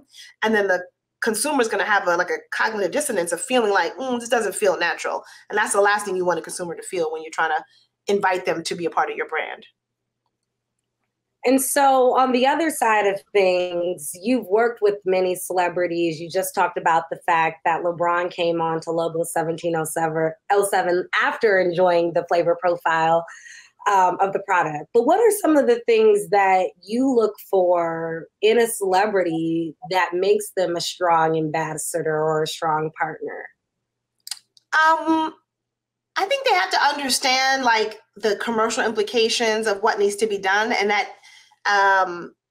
it's difficult to live at kind of the juxtaposition between commerce, creative, and culture, right?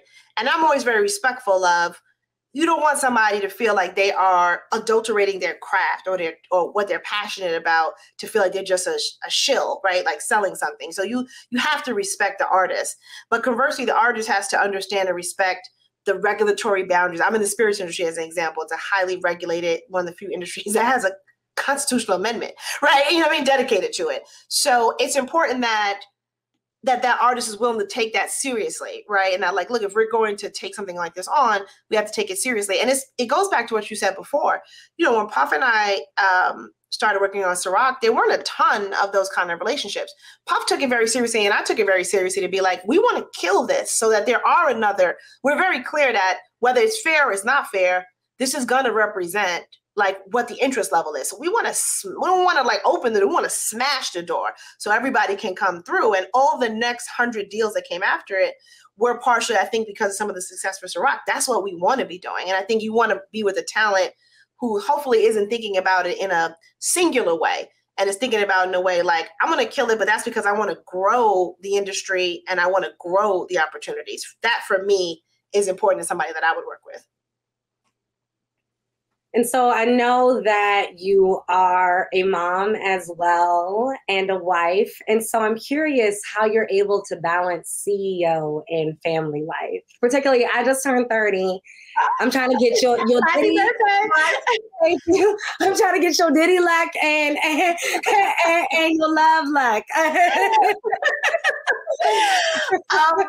So it's two things. I think one is I would quit. If I thought for 1 second, like my working was causing any meaningful harm to my family, I would quit. I would go get a strawberry farm and call it a day. Like you have to know that this is your real life. Like my husband and my daughter and my family and my friends, that's my real life. And I'm happy to any success I have, but it means literally nothing as it compares to what we're here for, which is really, it's corny, but it really is love and great memories. That's what it's all about. And then the second thing is, I don't even use the word balance. And I say this all the time. If you're trying to get work-life balance, it is a mirage in the desert and you will die of thirst trying to pursue it, at least for this generation. I hope maybe my granddaughter will I figured it out. So instead of people say, oh, how do you juggle it all? I said, I don't juggle it all because I'm not a clown, right? What I try to do instead is think like a batting cage and knock whatever's in front of me out the park. I'm in the park with my daughter, as an example. I'm going to be all in that moment. I'm trying to negotiate a $100 million deal. I'm going to do the best I can in that moment. But if you're constantly doing it all, then you're just a octopus on roller skates where there's a lot of activity, but you're not going anywhere. Thank you for that. Look, my notebook is going to come out right after we're done. So I can write these gems down. Okay, last fun question, and then we'll say these are last two sort of fun questions, but our last ones. So you're headed to a networking party, and you know your desired celebrity partner will be there. Are you in first heels or comfortably stylish flats? Heels. Okay. Dress or pants, ensemble, or suit? Dress. Okay, controversial question, but you're in spirits. But actually, someone asked me this question. You live in the DC area. I was at the park for a meeting. Shout out to Mark Barnes. Yes, shout out to Black-owned businesses and Mark Barnes. But I was curious there. Someone was asking, well, should I drink? Because, we're at a meeting. I'm like, we're at the park, yes. But are you drinking or are you not drinking? You know what? Fortunately, I'm going to do what I want to do, and I'm a responsible drinker, right? So if I have the glass, it's never going to be a problem. I think you have to know yourself, though, right? So, like, if you don't feel like you're a person who's going to be fully able to be in control, then I think you have to make a decision. But one simple thing I always say is take a sip of water. Just always take a sip of water to keep yourself measured and balanced. It depends on the format, but I'm like you said, I'm in the spirits industry, so I'm not just drinking. I'm trying to make everybody else drink responsibly. Yes, good. And I will tell this mentee who I was with, just one sip of your drink, one sip of water. I say, don't go crazy now, but I like your way better. Who, if you can share, our last question, who are some of your fave celebrity partners and collaborators?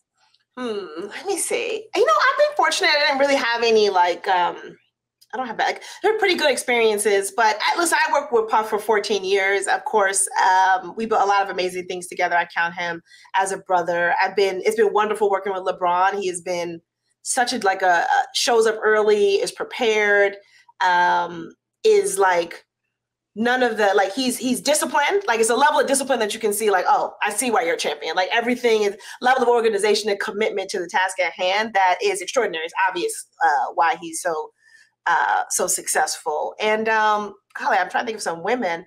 I would also say Khaled. Khaled has been really fun. We worked together on Ciroc Apple and a few other different projects, and it just brings such an enormous positive energy. It's like having a motivational speaker with you every second, and you leave feeling refreshed and inspired because he's like, "We can do it, another one." So I think that's you too, though, dear. I'm just saying.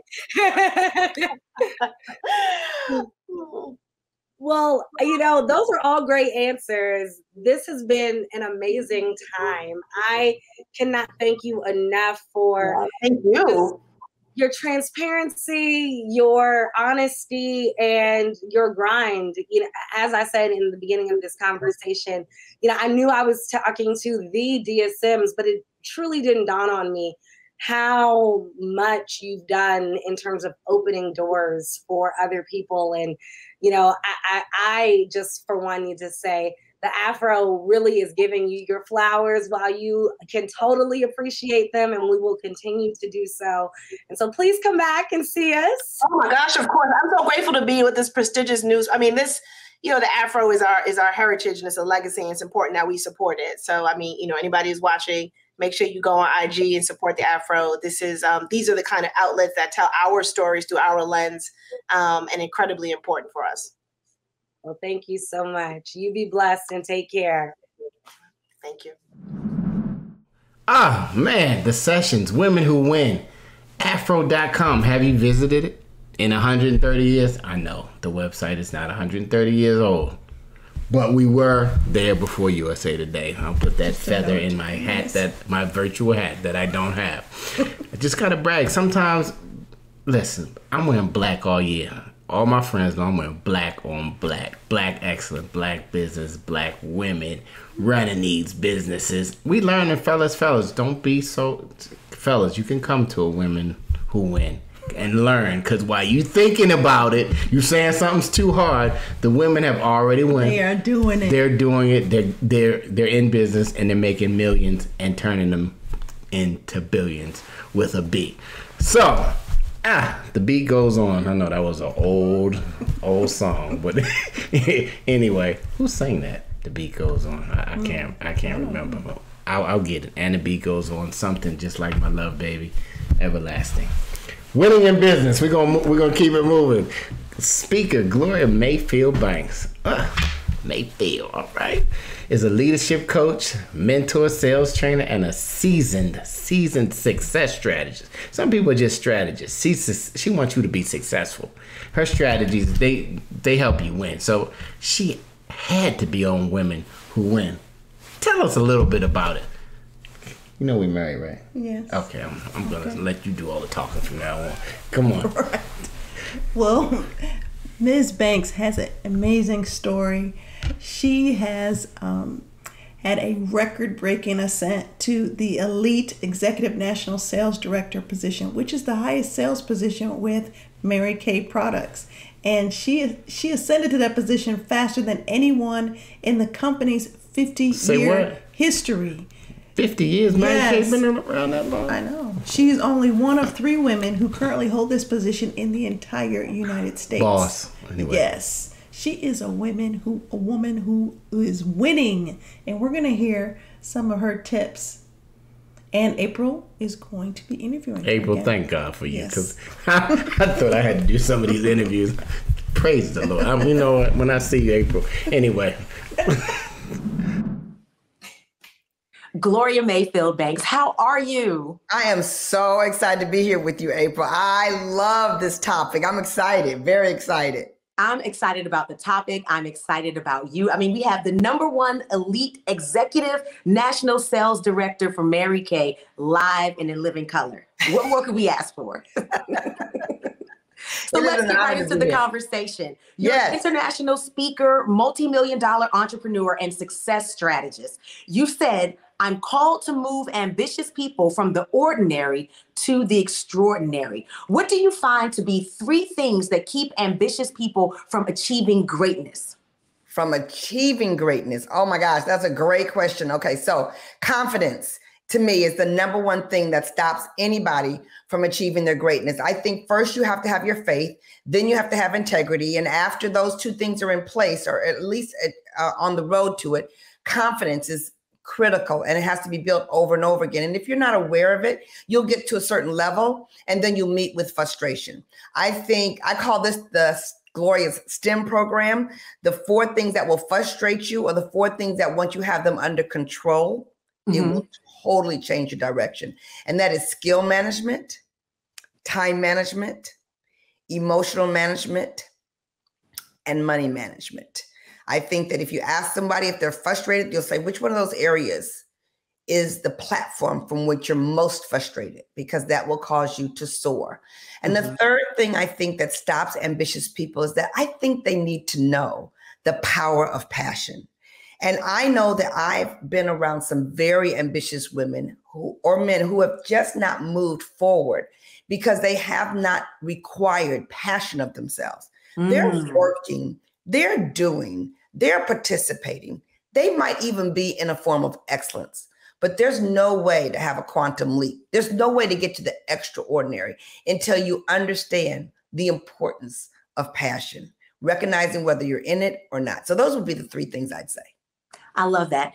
As a trainer, what are some of the methods or the tools you employ to help people get over that hump? Some people are just right there. They just need to tip over to their greatness.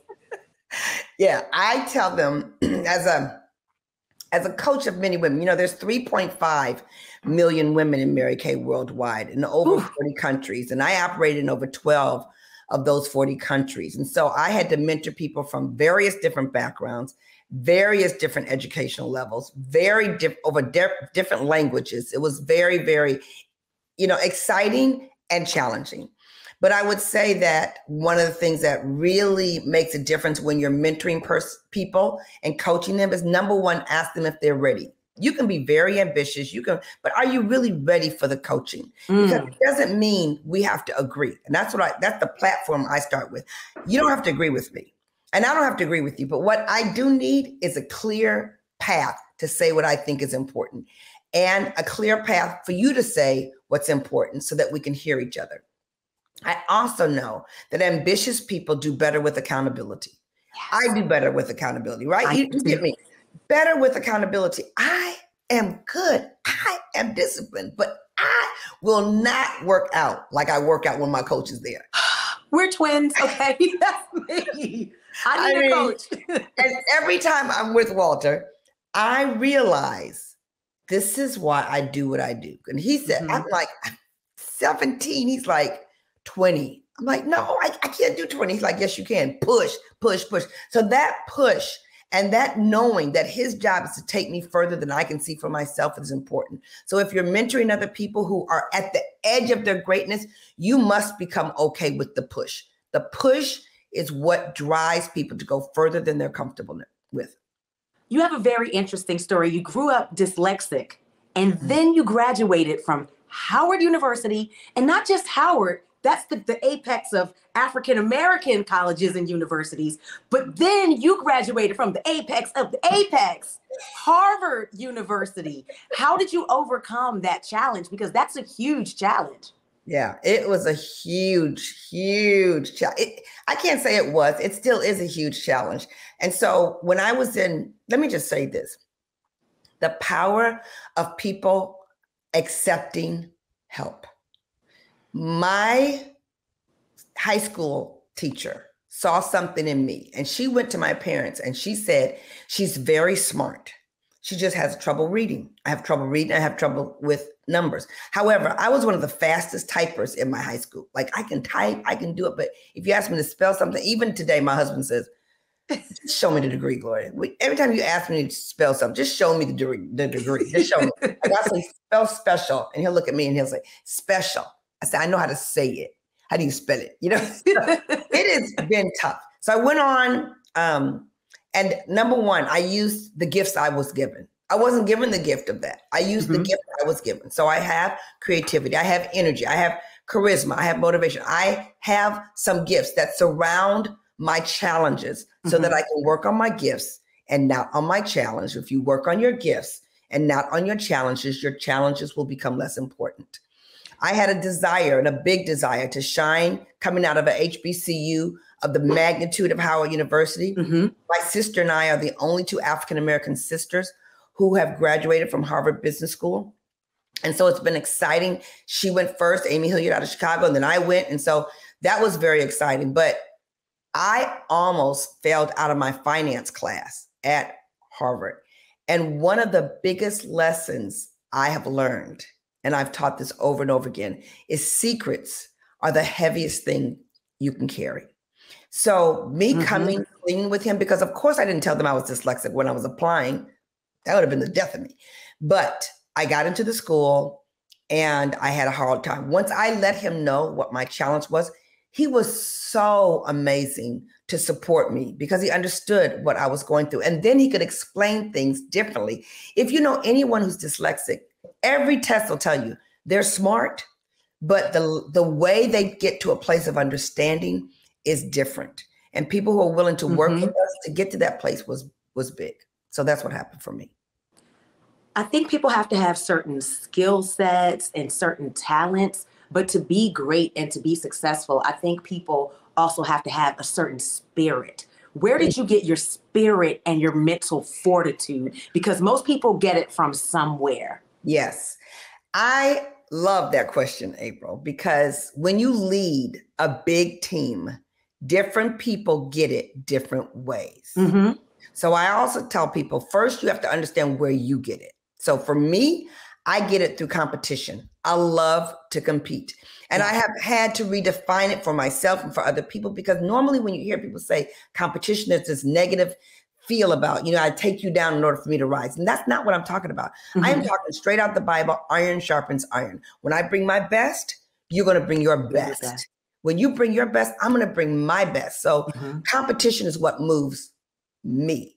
I'm that kind of person who is comfortable being unapologetically powerful. And that's why my brand is super bad all day long. Yes. I talk about it all the time, because I think people need to understand what it's like to walk in that space. However, people can be just as powerful because they want security in cash, or security in the method, or security in the way in which they're going to grow their business. So security can drive. Freedom drives some people. They really want freedom. They don't necessarily want the money. They want what the money can do for them. And in that case, it's called freedom. So I think people need to understand, don't try to fit into a peg that wasn't designed for you.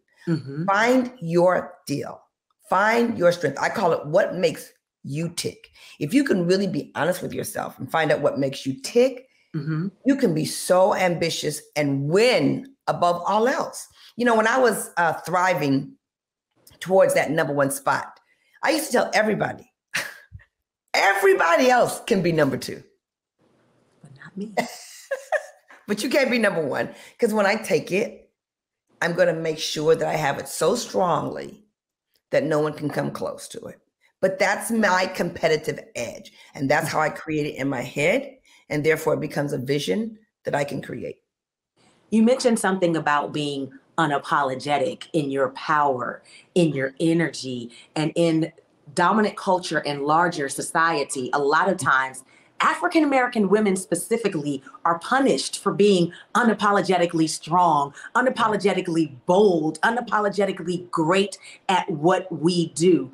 Have you been confronted with that in your career? And if so, how did you deal with it? Absolutely have been confronted with it, and absolutely have talked to a lot of women who've had to deal with it. And here's my truth. I cannot put a cap on who I am.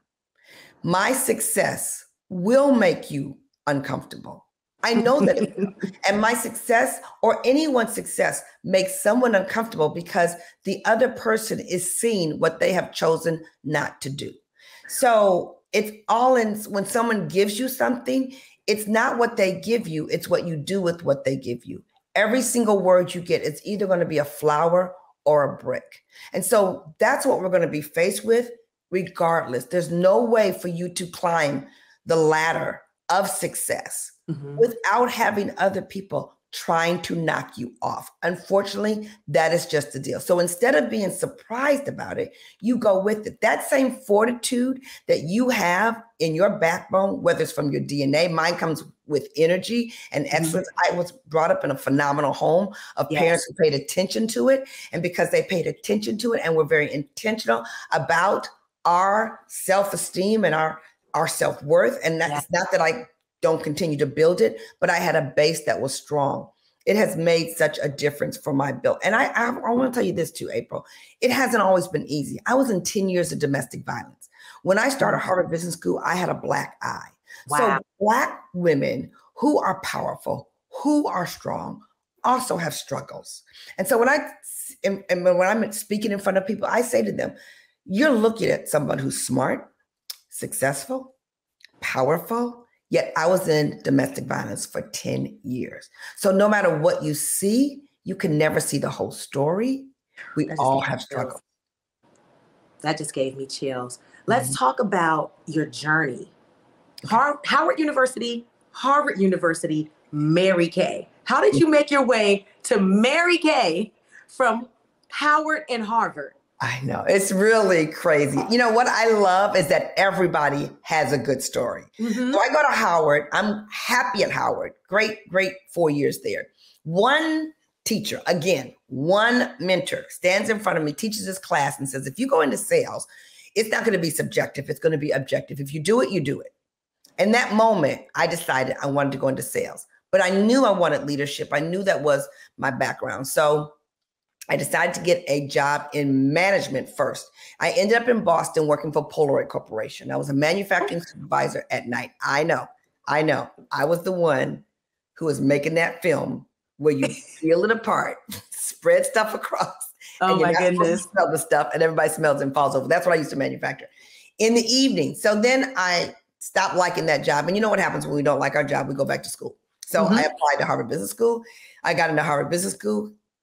First day, scared to death. It earns its reputation, I'm telling you, as the hardest, most aggressive business school in the world. It earns its reputation. So anyway, I go to there, I leave there, and now IBM wants people in their sales force that have come from schools like Harvard Business School.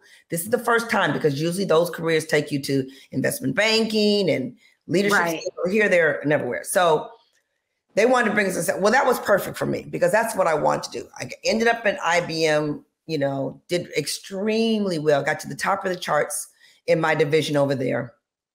And then I took a job at a company called Stratus Computers and became a marketing manager. While I was at that job And there's some life challenges. Who doesn't have massive life challenges? And I had some massive life challenges. A girlfriend of mine called me and asked me to come back to Harvard Business School. So in the transition, she asked me to come and do admissions work. So now I'm in admissions. I'm a single parent. I have a 1-year-old and a 2-year-old, and my girlfriend has a Mary Kay skincare class. She invites me to come down. I said, are you cooking? She said, absolutely. She's from Jamaica. She's like one of the best food to get you every time. the food. Girl, I went over there with the food with both my kids. And this woman sold, $350 in 2 hours. And I want you to know, I had a very high paying executive position. I did not have time to blink. Right. When I saw this woman sell $350, I was one of those ambitious women that I talk about all the time, who's ready to go from ordinary to extraordinary. It's one thing to say, wow, you have this background. Wow, you have that career. But in your head, if you know you're meant for more, then what you have is not quite enough. Yes. For more, no matter what other people will say, oh, girl, that's so good. Oh, you need to be so grateful. I am grateful. But that doesn't mean I didn't want more. So I sat there and I watched her and I said, okay, I'm going to give it a shot. It's sort of ridiculous because I get asked this question by Forbes. I've gotten asked this question by some of the hottest magazines out there. Gloria, how did you start? I went to a skincare class. I saw a woman make some money. I said I was going to give it a shot. 5 months later, I had earned the use of my first free car. 14 months later, I had earned my first of over 32 years of Cadillacs. It just was my place. It was a lot of people have a stigma around MLM or network marketing. What are some of the biggest misconceptions about network marketing? Because when we hear it, the average person is like, oh, not MLM, not network marketing. What attracted you to it and what made you stay? Okay, that is such a great question to want you to interviewer. Okay, so number one, I want you to know I fell in love with it for the money. I wasn't thinking about anything else. I started for the money, but I fell in love because of the recognition. And then I grew because of the competition. For me, it was a perfect place. The other thing was the company that I chose. Now, I will tell you what are the misconceptions are. The misconceptions are you have to push and pry people to do what they don't want to do.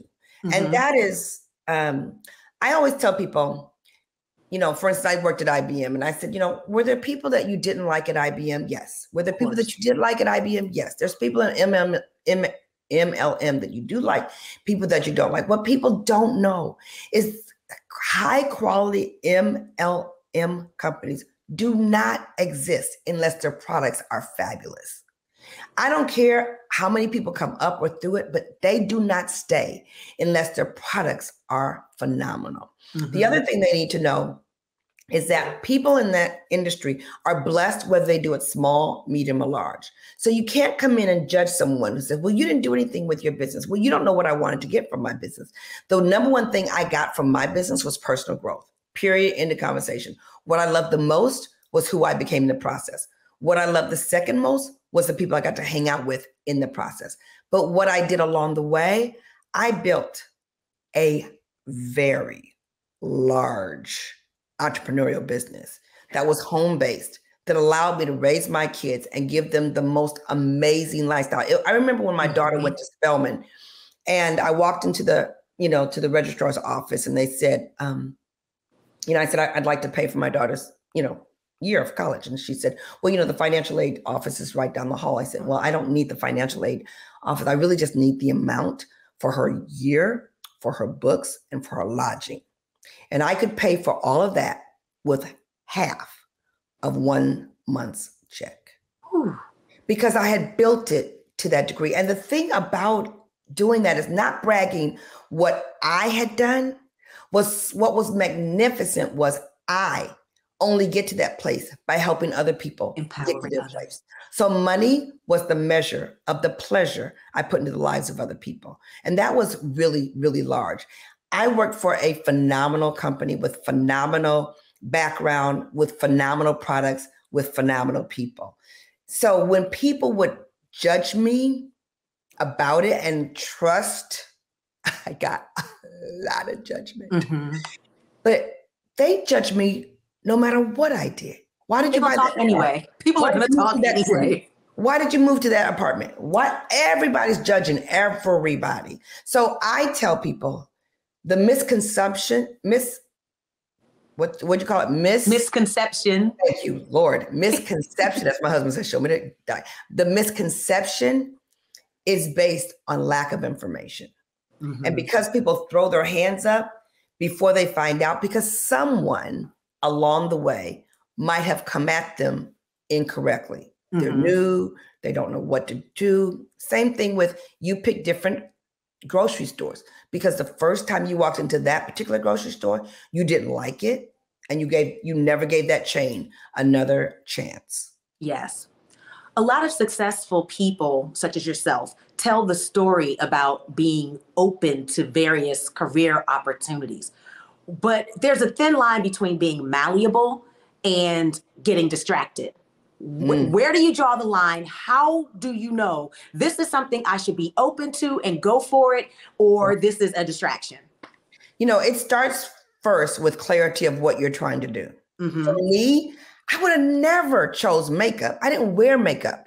I would have never chose Mary Kay. I didn't know anything about makeup or about that type of sales. I went to Harvard Business School for the clear climb to break the glass ceiling. I was crystal clear about that. But I'm always open because successful people always listen. Intelligent people will listen before they say no.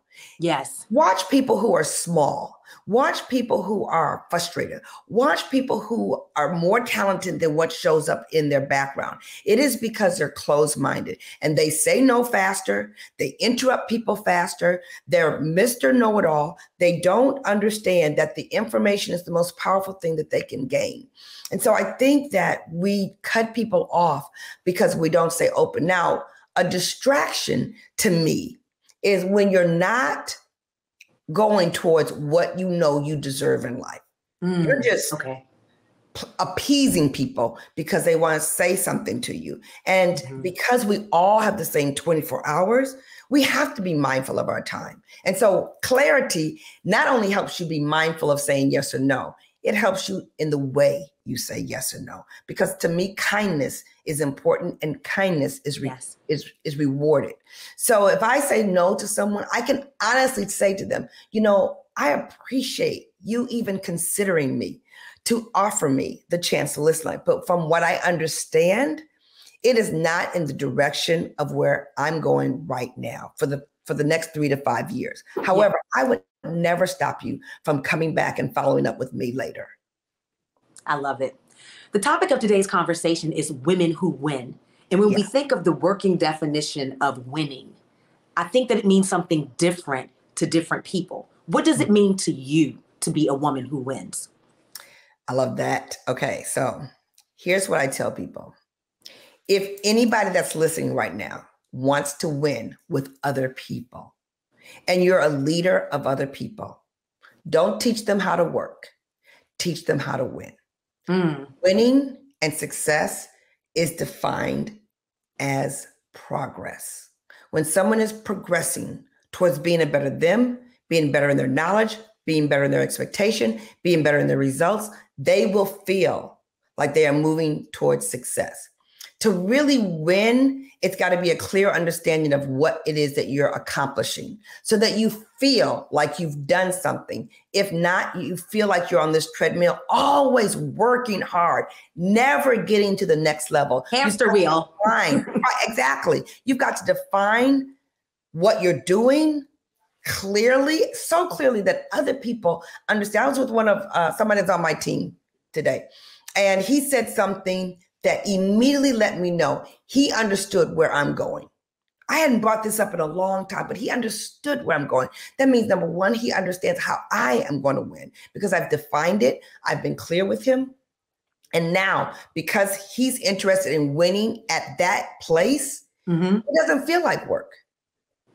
It's not like what I have to do. And the other thing that I do that I feel I'm really good at is I know how to hire help. And people say to me, Gloria, when do you have help? And I always say to them, you hire when you're ready to grow, but don't micromanage. If you're micromanaging, number one, you're concerned with controlling, people hate it. And number two, you don't trust the decision in the person that you hire. And that's a problem. You'll never get the best out of them. This conversation is so good. I don't want to let you go, but I know you're a very busy woman, so I'll ask you a couple more questions. As a women, especially, we definitely have to talk about this word, balance. You are a multi-million-dollar entrepreneur, a coach, all of these amazing things professionally, but you're also a wife, you're a mom. How do you make it all work? How do you balance it? How do you win at life? Yes, I love that, April. Okay. You know, when people watch me on my Instagram, that's probably the number one question I get, what you just asked me, which, Gloria, how do you handle it all? How do you travel? How do you have a loving relationship? My husband and I just celebrated 25 years of marriage. Congratulations. How do you handle? I know, it's thank you, so fun. I mean, and I mean fun when I say fun, but here's what I really teach people.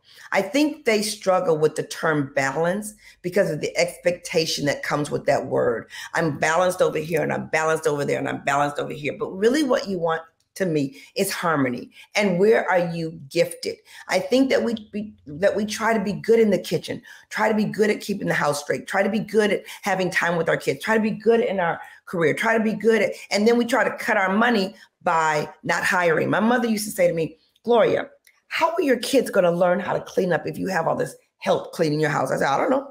I don't know how they're going to figure it out. The Kennedys figured it out. I'm not. Exactly. And I'm not listening to me yelling to them about how to do it. They have fabulous houses. My kids are amazing adults. That's awesome. They grew up in a home of a mother who was an entrepreneur, who was nuts about work. People say, Gloria, you work so hard. It's because I love it. Somebody called me once and said, girl, turn on the TV. Oprah is doing a show about workaholics. I said, girl, I don't have time to watch TV. I'm working. You know, I loved what I did. So therefore, I think balance is achieved by harmony. But I will tell you, most women that I know who are willing to grind in their sweet spot are only frustrated because they don't have enough help or the proper help. They spend time doing the wrong things. And lastly, how do people reach you to find out more about your products and your services? I would love for me to make a lot more new girlfriends. This is good. I love helping women win. They can find me at GloriaMayfieldBanks.com. That's the easiest place to find me. But you do know I'm on Instagram. You do at Gloria Banks. Yes. I'm on Facebook. I'm there at Gloria Mayfield Banks page. They can find me. It is easy. But the best place would be GloriaMayfieldBanks.com. And I will tell you, I'm one of those women who loves to give wisdom to other women, because if it wasn't given to me, I would not be here. I believe, for me, my message, please hear me when I tell you, we've got to get to the table. We've got to stay at the table, and we've got to reach back for others to get to the table as aggressively and successfully as they are meant to be. Gloria Mayfield Banks, this has been a pleasure and an honor. And of course, I follow you on Instagram. Honey, those green boots you had on the other day. Yes. I was like, come on, boots. They gave me life. So in addition to your wisdom, you give great face, you give great fashion. You are just an inspiration. So please continue to do what you do. Thank you, April. I appreciate this time. Are largely in COVID. Small businesses have been almost twice as likely to shutter. Disproportionately so. More than half of Black business owners struggling to obtain federal paycheck protection. Joy back into the community. On African Americans. You know, somehow we always find a way to rise. To the blueprint builders, to the backbones of every block, to the late night legends and the pioneers of legacy. For the curators of the culture, for the family franchise, and for generations to follow. You might fall, but never fail. Keep rising, keep rising, keep rising. Apply today for a variety of business, marketing, and tech makeovers on us to help your rise.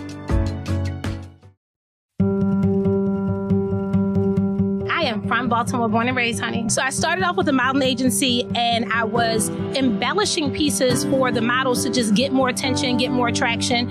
As they would go out, people started asking them, can I buy that jacket? Can I buy those jeans? Who made that hat? And I'm like, no, you have to tell them it's about the model. They're like, people want to buy these clothing.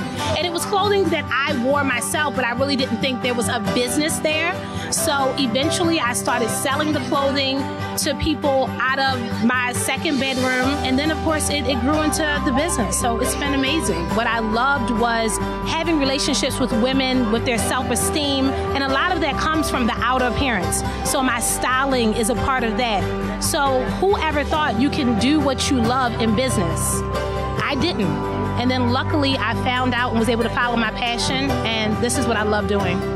I'm so fortunate to have gotten with M&T because there's so much you don't know. I'm a designer, I'm an artist. So when it comes to the business aspect, everything from your point of sale to your retirement planning, M&T has helped me through all of that. It's a partnership.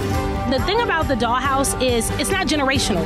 The mother shops with the grandmother shops with the granddaughter. So it really breaks those kind of barriers. It's just about finding that piece that you love. And people love that we have that one-of-one pieces, so you have an exclusive piece that's just for you. Getting with the right bank that's going to help you along the way with things that there is no way that you are informed about. Because those are the relationships and that's the foundation you need to have longevity in your business. Thank you for joining us at today's Expo. I hope you're getting everything you hope for out of this event and more. This is the first of many events that the Afro is presenting this year, all leading up to our 130th anniversary gala in August. Other events as listed are the High Teas, one at Martin's West in Baltimore on Saturday, April 23rd, and the other at the Masonic Temple in Washington, D.C. on Saturday, June 26th. Ladies, pull out your Sunday best, your hats, your gloves, all your fancy wear, because these high teas are also high fashion. Oh, and gentlemen, you're welcome too. And lastly, you don't want to miss the Afro's 130th anniversary gala on Saturday, August 13th at Martin's Crosswinds in Greenbelt, Maryland. 130 years of continuous publication of the nation's #1 Black newspaper. Now that's a reason to celebrate. You'll find more information about these events and other news you can use on our website, afro.com. That's www.afro.com. We hope to see you at all of our events.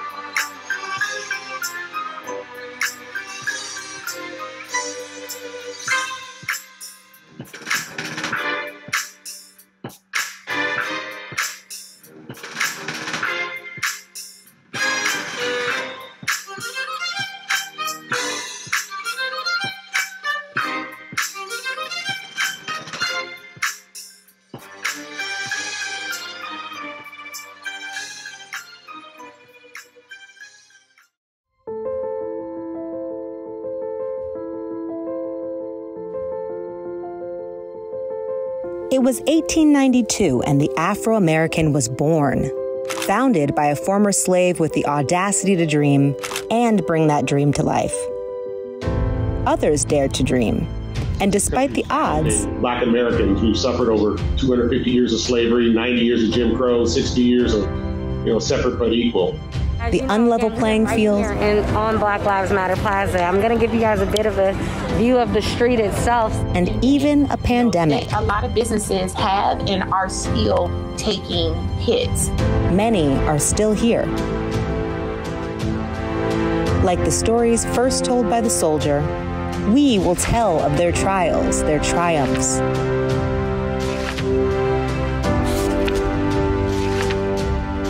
Those that paved the way and those who continue to thrive today.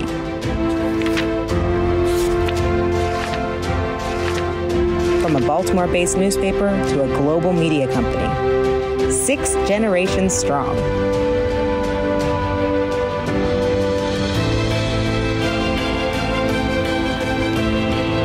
Celebrating 130 years.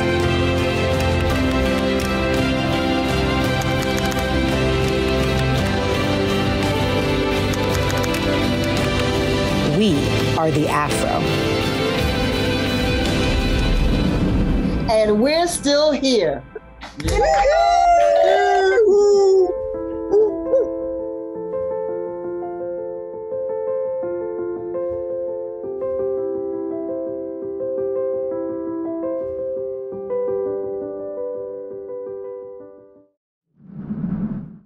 Hello, everyone. Thank you so much for joining me today. I hope you all have been really enjoying the Black Business Matters Expo powered by the Afro, and you're taking away a lot of great nuggets to help you and your business grow in this current environment. My name is Deetra Miller. I work for M&T Bank. I'm a retail business banking regional manager in the Baltimore market, and we created a team about 2 years ago that was focused on being intentional and proactive with entrepreneurs of color and female entrepreneurs. So I'm so excited today to share with you all about small business banking and how to acquire a business loan from a bank. So with that, we'll get into our presentation. So hopefully today I'll be able to share with you, what every business owner should know when you're applying for credit. And today we will cover what are small business loans? How do small business loans work? The type of small business loans, how to apply for a loan, and then we'll do a wrap up. Okay, so how do small business loans work? Really the reason why someone should be applying for a small business loan is to help with expenses.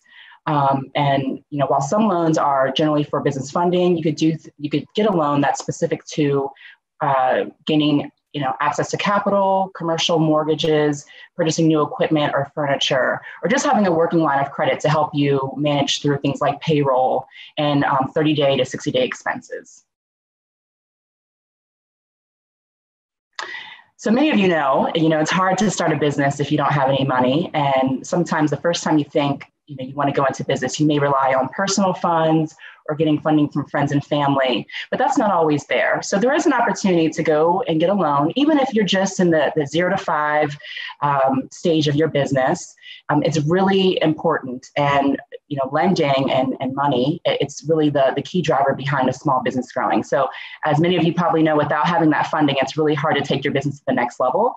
And we know there's a direct correlation between small business financing and being able to hire employees. I know many of you may be solopreneurs, but in order to really take your business to the next level, it requires getting financing. So hopefully today's session will really help you understand the different types of loans and how they can help you in your business growth. Okay, so what are the different types of loans? So these are the most common. A term loan is typically used, it's a lump sum, it's over a certain amount of time, and you have a fixed rate. And then you know what your payment amount is going to be every single month. You typically would use this type of loan for purchasing a piece of equipment, for purchasing a vehicle. It's something that that you're not going to be able to pay off within a 0 to 90-day time frame. And even sometimes you may hear the term permanent working capital. So let's say you are working on a business expansion and you need about $100,000, for your marketing. You want to buy some equipment. You're going to need to hire somebody new, and it's probably going to take a while for them to be able to, pay for their own salary in terms of the production. So you may need to get a big loan up front to help you finance the business. So that would typically be a term loan. The next thing you will probably hear a lot about is the business line of credit. This is the vehicle that we typically see that is not used as it should be. So it's really just a revolving line. And like I said a little bit earlier, a business line of credit typically is for those 0 to 90-day expenses that you would be incurring. Because the thought here is you're kind of floating money in a sense as you're waiting for your sales to come in. So you may have to buy some inventory, and as you're selling the inventory, the thought would be you would use some of the funding to pay back what you use for the line of credit. What we see a lot of times is people may buy a vehicle or a piece of equipment and they put it on the line of credit, which can end up being very expensive because now you have this big lump sum on a line of credit, and typically the line of credit rates are higher than the term loans because it's usually for short-term working capital. So just be mindful if you need something that you're not going to be able to pay off for a longer period of time, you would like to look for a term loan rather than a business line of credit. And the business line of credit is usually for things like payroll and getting inventory, and really those expenses that are between 0 to 90 days that you're going to be paying back. Also, if you see that your balances on your line of credit are on there for longer than 12 months, you may want to think about what we would call terming out that balance, because it really is more like permanent working capital versus being funding that was just placed there temporarily. So just want to keep that in mind. Also, you have your equipment loans. So these could be a little bit different than a term loan, which you may see that banks will do, even as you may hear about an equipment line. And what that is there's something that you get approved for ahead of time, and with the knowledge of knowing that I'm going to be buying a couple of different vehicles or a couple of different pieces of equipment, and rather than applying over and over again, you can get approved for a dollar amount, and then as you're getting your invoices to purchase these pieces of equipment, you will lock in each time. So an equipment loan, it can be a little bit different than a term loan. It can be a little bit more flexible than having to apply for a loan each and every time. One thing that's not on here is a business credit card. So that does work similarly to a business line of credit. And it just has plastic to it, right? And usually those are smaller dollar amounts. You typically wouldn't see a credit card that has a limit of over $100,000. And a business credit card could be a really great way for you to get started in your business if you are in that really early phase, and maybe you haven't worked out your projections and things that you've thought about in terms of growing your business, but you just need something to get you started. Using a business credit card versus using your own personal credit may be a great way to go. So I just wanted to point that out because I know it's not sitting here on the slide. All right, so many of you may be scratching your head thinking, well, I'm really early in business. How do I even go about applying for a loan? I don't have financials to show that my business is generating the revenue for what I need for credit.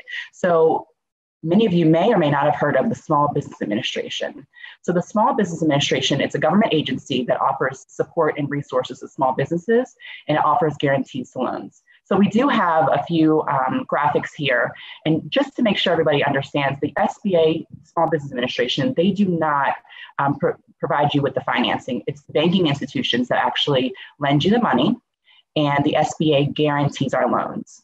So in the Black community specifically, I know a lot of times you may hear, we don't have collateral, and that's what causes a lot of small business owners, there to be that such a big gap between white business owners and Black business owners, because just the gap in the wealth gap that occurs here in our country. So the SBA really helps overcome that obstacle of not having collateral, because the SBA is the bank's collateral, and collateral is really what is backing the loan. So, like a vehicle, that would be collateral. So when there is a lack of collateral, whether it's real estate or a piece of equipment or a vehicle, the SBA is really there to support small businesses along their journey. M&T, are really proud of our SBA preferred lender status. We were number 5, I believe we just moved to the number 4 SBA preferred lender in the country, which we're really, really, really proud of. We're number 1 in Baltimore and a number of different regions across the United States.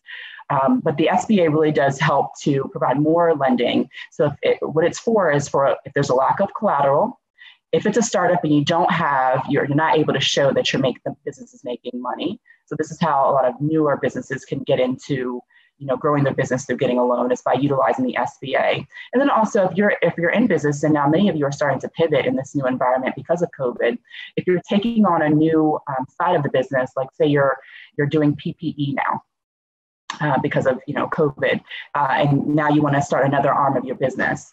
This is a way, if you can't really prove that this is going to work just yet, we could utilize the SBA to get you the financing you need. So there's a lot more into it than that, but I just wanted to make sure that you all understand. You have a lending partner, there's the loan, the bank is actually the entity that's giving you the loan, and the SBA backs the loan so that the banks can feel more comfortable providing a loan when sometimes it doesn't feel as comfortable for us to provide lending. So SBA reduces risk and enables you to get easier access to capital. So what should you know before applying for a small business loan? I know it can be very, very scary when you're going to a bank. And one of the things that my team and I, we really try to focus on, and hopefully many institutions are doing this now because of being in this George Floyd era and just people's eyes being awakened to a lot of the bias that takes place in our country. But it's really, really important for you to go to a bank, build that relationship, that you have someone that's there to really help you understand how to go about helping your business gain access to capital. So you're really excited about your business. Hopefully many of you are still encouraged, even though we're in this current environment. But it's really important for a bank. We need to understand whether or not we want to take on the risk of lending to an individual. So just think about it. If I didn't know you and you asked me for $100, I don't know that I'd be so easily excited about giving you $100. I want to make sure that you're going to pay me back. So that's basically what it is for a bank, right? We're going to be lending you money, and we just want to make sure that you have the ability to pay us back. So that's why it's really important to know how much do you need to borrow. Make sure we're thinking about our credit, because your personal credit score is really important. A lot of questions that we tend to get is, my business is my business, but you are the business. You're an important part of the business, and the business is you. So it's really important for lenders, for bankers, to be looking at your personal credit profile, because it really does. And we'll get a little bit more into this as we go along. But it's part of what we call the 5 C's of credit. And so it's really important for us to understand who we're lending money to, and then having a really solid business plan. So even if you've been in business for a few years, you may not need to provide a formal business plan, but we still need to understand the operations of your business, where you were, where you are, and where you're going.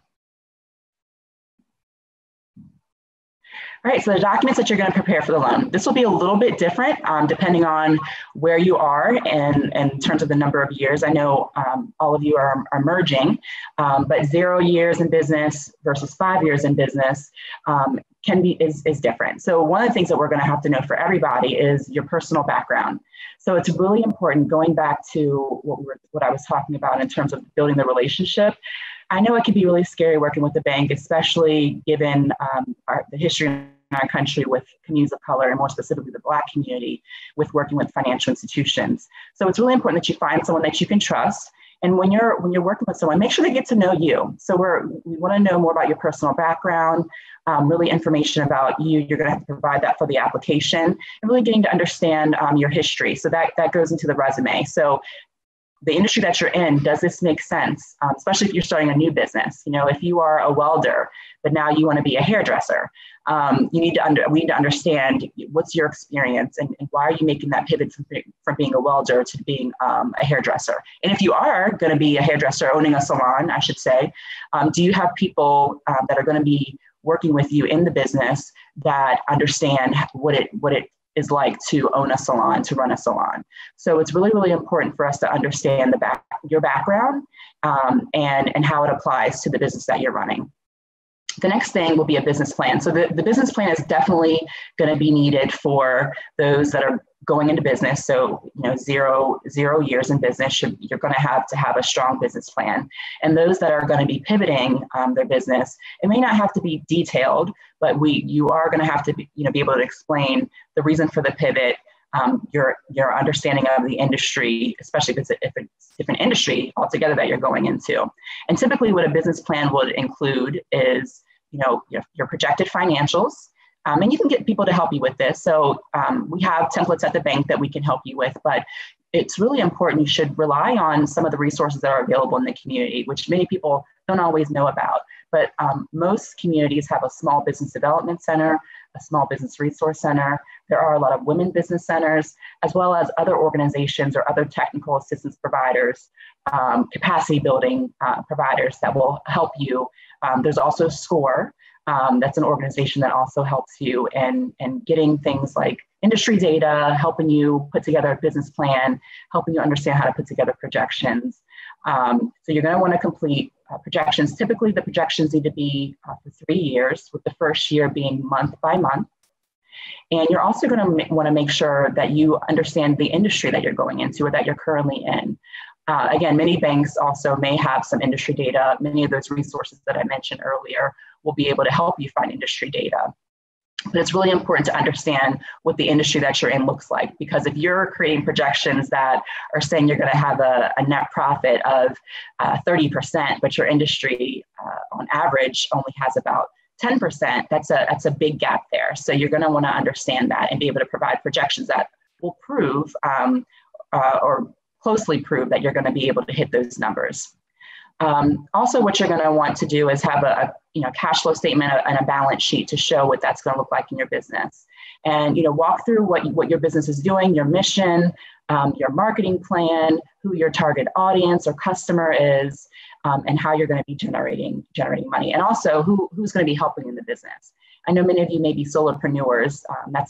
Most of Black-owned businesses are mostly solopreneurs. So it may not be, you may be the everything in the business, but still being able to understand, how are you going to be able to do that? So really understand the operations. Next, the income tax returns are really going to be for those businesses that have been in operation and actually are generating income, but your personal tax returns are going to be needed as well. So typically, most banks ask for 3 years of personal tax returns, and then how many ever years you have of the business. Obviously, if you're new to business, you won't be able to provide that, and that's where we're going to heavily rely on the projections that you're providing.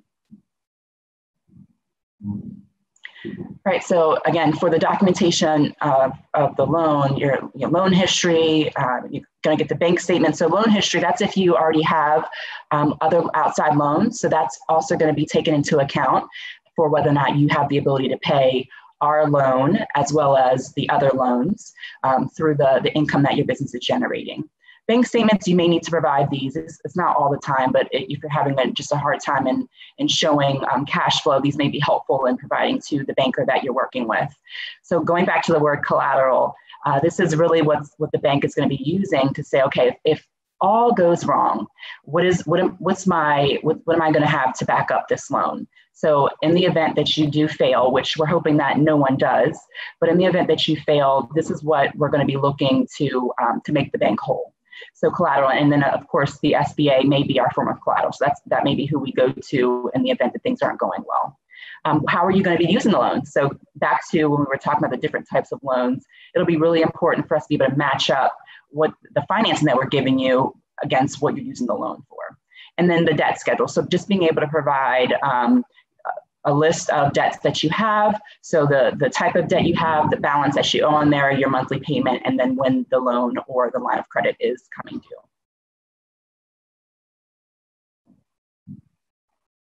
Okay, legal documents. So again, these are things that you're going to need most of the time anyway, even just to open up an account, but making sure that you have your business license or registrations.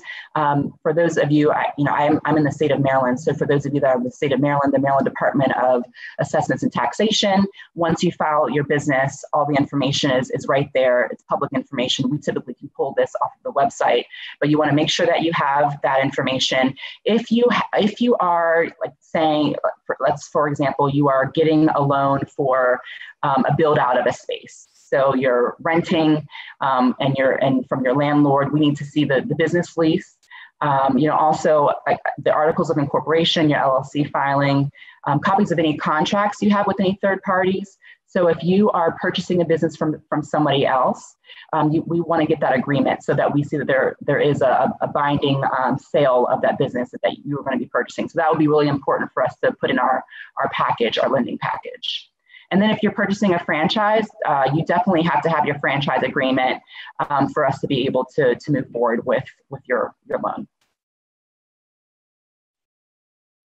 are some different types of financial statement reporting. So I know this, financial statements can be really confusing. Many of you have got into the business because you're really good at what you do and you know how to do that thing. You may not be as interested or have the time to always be looking at your finances, but it is really important to understand how money flows in and out of your business. So I would really recommend having a bookkeeper or working with a CPA, or again, going to one of the resources that I provided earlier. Many times they can help you. There are a lot of services available now these days that can help you manage your finances instead of you just doing a spreadsheet. You do have things like QuickBooks and other services that can help you manage the inflow and outflow of money into the business. So what the financial statements do, they really help us understand how does this company make money, and what is your company worth. So that usually is on the balance sheet. So your balance sheet shows your assets and liabilities. Again, if you are really new into business, you're not going to have this. So that's why we're really going to rely on those projections. But these documents really do help tell the story. And this is why it's really important to have trusted advisors that are helping you manage the money in your business. What we typically tend to see, and we'll get a little bit more into this with the income statement, but we look at your tax returns. For a business that has definitely been in operation for a few years, we're looking at your tax returns. And I know it doesn't always tell the perfect story for your business, but it does tell a story. So if you are a business, and I know many times we try our best to not have to pay as many taxes within the law, right?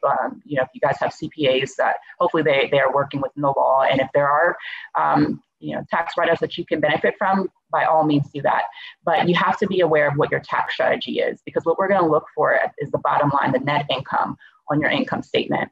And if you don't have any net income, what that looks like to a bank is that you can't pay us back. There's no money to pay us back.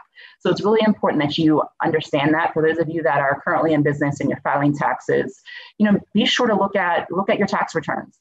Many of you may just be doing a Schedule C if you're a smaller company, or a single member LLC or sole proprietor. But it's really, really important that you all pay very close attention, because that could be what prevents you from getting a loan. So I want to make sure that you all have time to just go through that and take a look at it. So what tells us a story is the income statements. That's how money is coming into your business and how money is going out. So your income and your expenses, and then you have your net income at the bottom.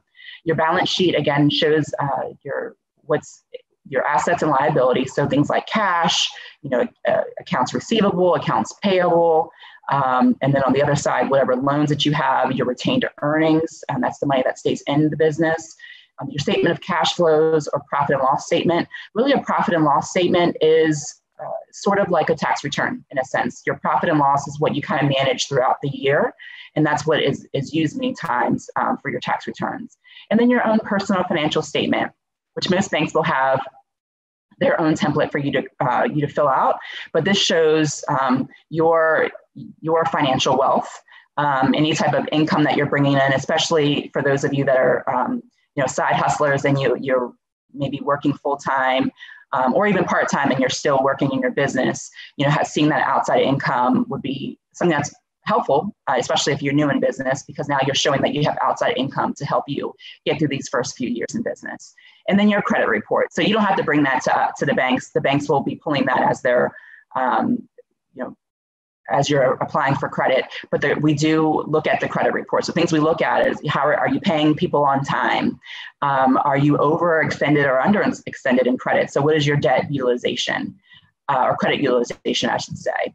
So those are all the things that are really important to help us tell the story. And then of course, you are an important part of that story. So getting to know you and understanding, what your goals are for the business will be really important in helping us get to the next step. So again, in terms of financials, we typically look at 3 years of financial statements. And what this does is helps us look at trends. So that's where it will be really important for you to come in, because if we're looking at your business and, say you were doing really, really well and you were growing year over year, and then you had a year where your sales went down, we just need to understand that. So that's why it's really important to be open and transparent and really vulnerable. I know talking about money can be very uncomfortable, but the more open that you are, the more that we can help you get to that next stage of getting access to capital for your business. All right, so the income statement, as I was saying earlier, it's really just a summary of how your business is performing, and it shows your profitability or lack thereof over time. And what it looks like is revenues, and then you have your expenses, and then it shows your profits. And hopefully there will be a profit, or it may show a loss. So here's a sample income statement. And what many of you may notice, if you look at your tax returns, this is what will show if you don't necessarily create an income statement on your own, which I do recommend using some type of tools that you can track month over month. But this income statement will look very similar to what you see in your tax returns. So you'll have your revenues. It'll show the cost of goods sold, so the cost of either your product or your hours, if you're someone that is more of a service business and not much of a product business. But as you can see here, you generated $100,000 in sales, but it costs you about $60,000 for those sales. And then there's a gross profit of $40,000. So the gross profit is before any expenses are taken out. Then you have things like marketing and advertising, your general and administrative, more of the operational kind of behind the scenes things, and then any other operating expenses. So as you can see here, the total of those operating expenses was $30,000. And now if we take the 40 minus the 30, now we have about $10,000 you have. And then you have things like, you could have interest expense, and that would be if you're paying another loan or a line of credit. Income taxes also be taken out of that. So at the end of this, now we see you have a net income of $8,000. So why that's important to us, because that tells us, okay, after you pay all of your expenses, you have $8,000 left that you're profiting from the business. And that's the number that the bank is going to be using to say, okay, now how can they pay us back? Or do they have the ability to pay us back?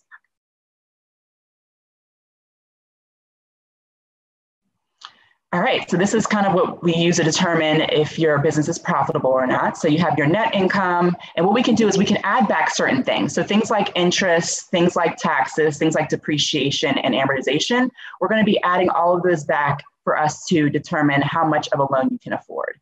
So as you can see, we had the $8,000 in net income from the prior slide, which if you look over there is to help us so you don't have to go back and forth in the slides, but it shows where the net income is, and you're able to add back the interest, add back the taxes.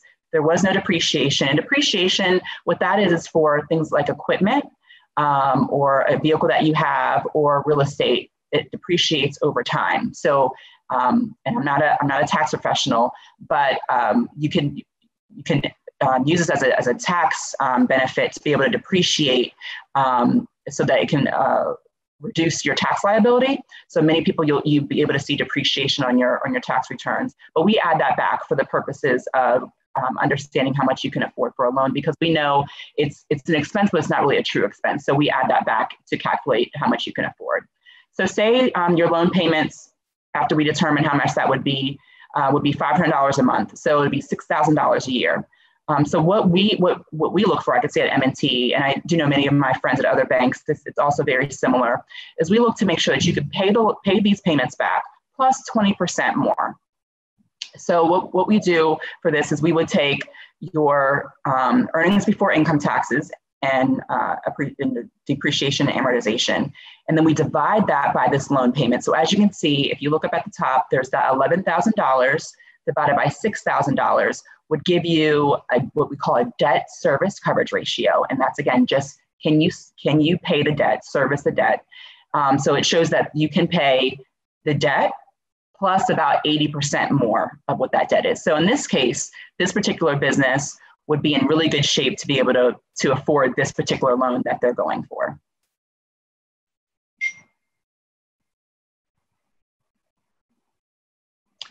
All right, so personal credit factors. I know we kind of talked about this a little bit earlier, but it is really important. I know it could be a little bit of a scary thing because maybe there were certain situations that caused us to not have great credit, but it is really important to understand where your credit score is. You also, for those of you that may not know this, you can go to www.annualcreditreport.com to get your credit reports for free one time a year. And you can get all three of your reports from all three of the credit bureaus. Now during COVID, you actually can get them more frequently. So if you go to the website, it'll let you know that you can request them a couple different times. And so it's really important just to make sure your credit is in really great shape. I can't speak for other banks. I know at M&T, we look at a credit score at about 650. and above. So we really want to understand how you are personally handling credit, because again, as we're looking for trends, if a person is handling their credit profile well, that typically means on the personal side, that typically means that they're probably going to handle things really well on the business side. And then the reverse, if it's not always 100% true, but it creates the illusion, at least, if there's a history of not paying back, it creates the illusion that there may be a good correlation between that and being able to pay a business loan. That's why it's just really important to practice really great credit habits. And if you're not in a place where you are, at the 650, some may do a 620 or above credit score. If you're not at that place, it's okay. Now's a good time to take a look at your credit reports, make sure everything is reporting on there accurately. And for anything that's not accurate, making a dispute to make sure those go away. And then for the things that that maybe, I had a situation and things weren't going well at the time, and I had to decide between feeding my family and paying a debt. So it's okay, just address the issue and start working towards, especially if you have a little bit of time in which you want to apply for credit, just start working on it. It typically will take, just a few months, about 6 months on average, we've seen, where if someone is proactive and working on building back up their credit, if they're just really proactive and getting things paid down or getting issues resolved, if they didn't even realize, many times we see that people don't even realize there's an issue on their credit report. But just work on those things. And within 6 months, you can put yourself in really great shape to be in a better position to apply for credit if you're not meeting the bank's thresholds. And it will also be really important as you're applying for credit, ask the bank that you're working with what credit bureau they work with, because you may have a credit score on, let's say, TransUnion that is higher than Equifax or Experian, and the bank is maybe using Experian or Equifax. So it's really important to understand which bureau they use. That way you make sure as you're working on your credit, or if your credit's great, that what is being pulled is the same thing as you are aware of. All right, so getting to the 5 C's of credit. And now the next slide is going to show the 6 C's of credit, but we can probably say the 7 C's of credit. And COVID, we can add to that 7th C. But as we go through this, let's first start with capacity. So capacity really is the ability for you to repay the loan. So if you remember, all a bank is interested in is, if I give this person, this business money, are they going to have the ability to pay me back? So that's why it's really important to understand how money flows in and out of your business. And this could be a really good time to see, and COVID has actually provided a lot of people an opportunity to say, well, maybe I didn't really need that expense. Maybe there are some things that I could cut back being in a remote world. So, really important to look how money flows in and out, because you're going to want to make sure you put yourself in the best position to be able to show that you can pay back any loan. The next thing would be capital. So, being able to leverage what you're putting into the business, right? So for going back to the Small Business Administration, the SBA, for many SBA loans, there may be what's called an equity injection. So you need to put at least 10% into the loan, and then the other 90% can be financed by the bank. So it'll be really important just to see, are you willing to invest in your business? Any bank typically wouldn't give you 100% of any financing. Now for vehicles and for equipment purchases, many times you see that those are 100%, but things like real estate, if you're buying another business, you're going to have to put a piece of that in yourself as well. It's called your equity injection. So like for real estate, many times, you'll see many banks are looking for a 20% equity injection or 20%, put down towards the purchase of said property.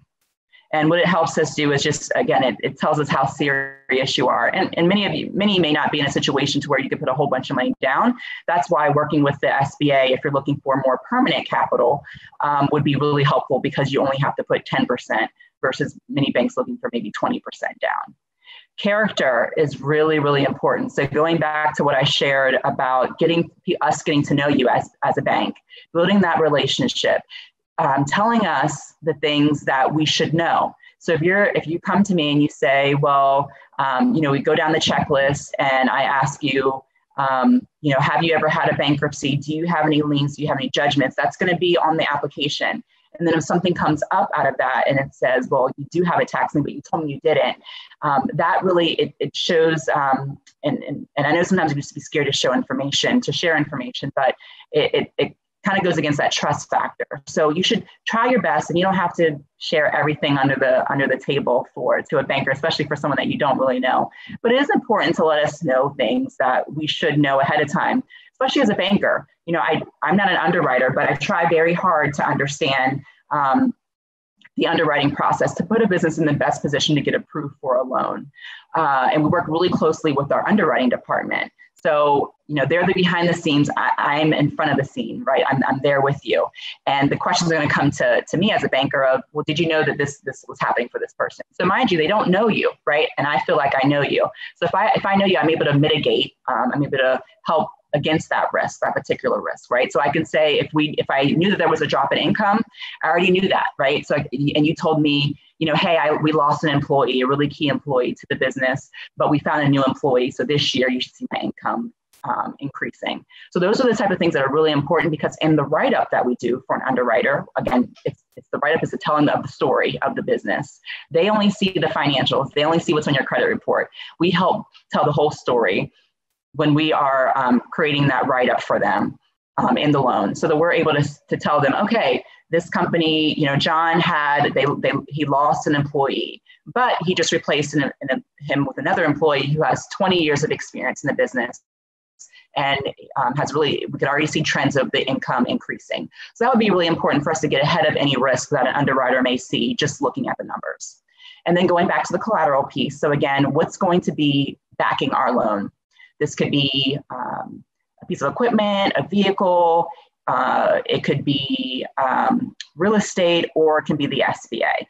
Or it can even be if you have a 401k, if you have any type of marketable security. So if you're investing, we could also use a securities account to act as collateral for your loan. Now, I know that may not be a situation for everybody, but for those of you that have maybe started your business as a side hustle and now you're going into business and you have been investing, especially, now many people have been getting into investing because of just the environment and learning more and being able to take advantage of how the economy is actually, in terms of the stock market, performing.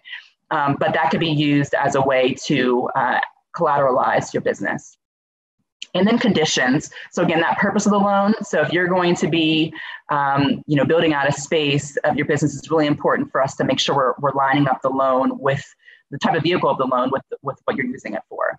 And the market and economic conditions. So going back to the industry knowledge that we were talking about earlier, really understanding your industry. And, if you're saying your business is going to be generating, 30% worth of profit, we don't want to see that your industry actually is only 10% of profit. Because then what that means to me is to the bank is that you're going to be generating a lot less income than what you would be unless you are a superstar business. But we typically don't see industry trends. We typically don't see those outliers.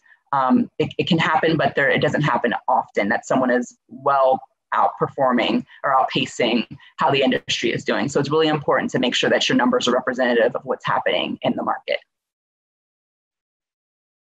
And the next C, it's on here, it's really kind, it's saying competency. Sometimes we use it as common sense, but what's the knowledge and the experience of the owner? So going back to the example that I gave earlier, if you're a welder and now you're purchasing a salon or you're going to start a salon, how much do you know as a welder in terms of doing hair? Is it just a hobby that you had? And really being able to understand, if you're not the industry expert in terms of what your resume looks like, how are you going to be able to really make sure that business runs really well? So your experience, your business knowledge, if you're someone that's investing in a new business, what's going to be the operations behind that business and what's going to help you in running the business. Now, the seventh C that I would say that's not on here would be COVID, right? So if we've seen a drastic decline in the business because of COVID, we're understanding of that. We know that, right? So it's just important for us to know, how are you pivoting? What have you done in this current environment to make sure that your business is still able to operate? We already know that we're probably not going to go back to the normal that we used to know. It's going to probably be a combination of the current environment and what we used to know. And hopefully it'll be a lot closer to what we used to know. But we do have an understanding that it's going to take a number of years for us to get back to some sort of normal. So this is the environment that we're in. So how are you pivoting? What are you doing differently in your business to ensure that you're still able to make money? You may have a 20% decline in your sales, and that's okay. Is that going to be something that's going to be consistent? And how are you going to be adjusting for the decline in those sales? So it's just really important for us to better understand in this current environment, for those of you that have been in business for a few years, how does this environment impact you and how are you overcoming the obstacle of COVID? Because we know it's not going to go away anytime soon.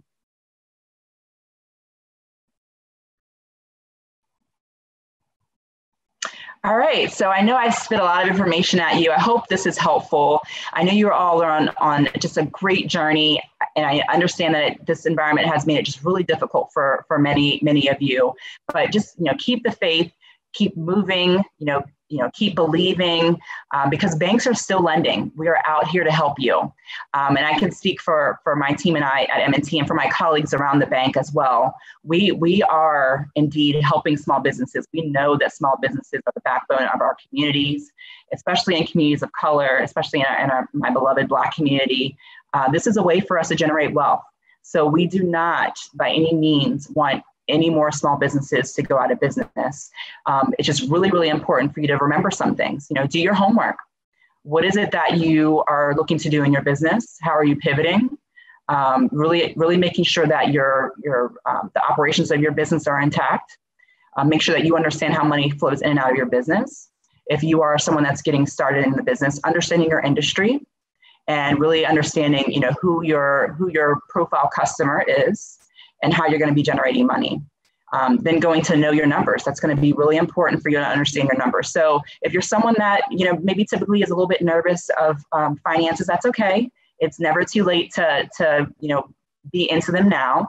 And for your own sake, you want to make sure that you went into business because you have a passion, right? But we want to make money, right? This is our livelihood. So being a business owner, I don't want to see people bleeding money. I really want to make sure that you all are making money. So understand how money flows in and out.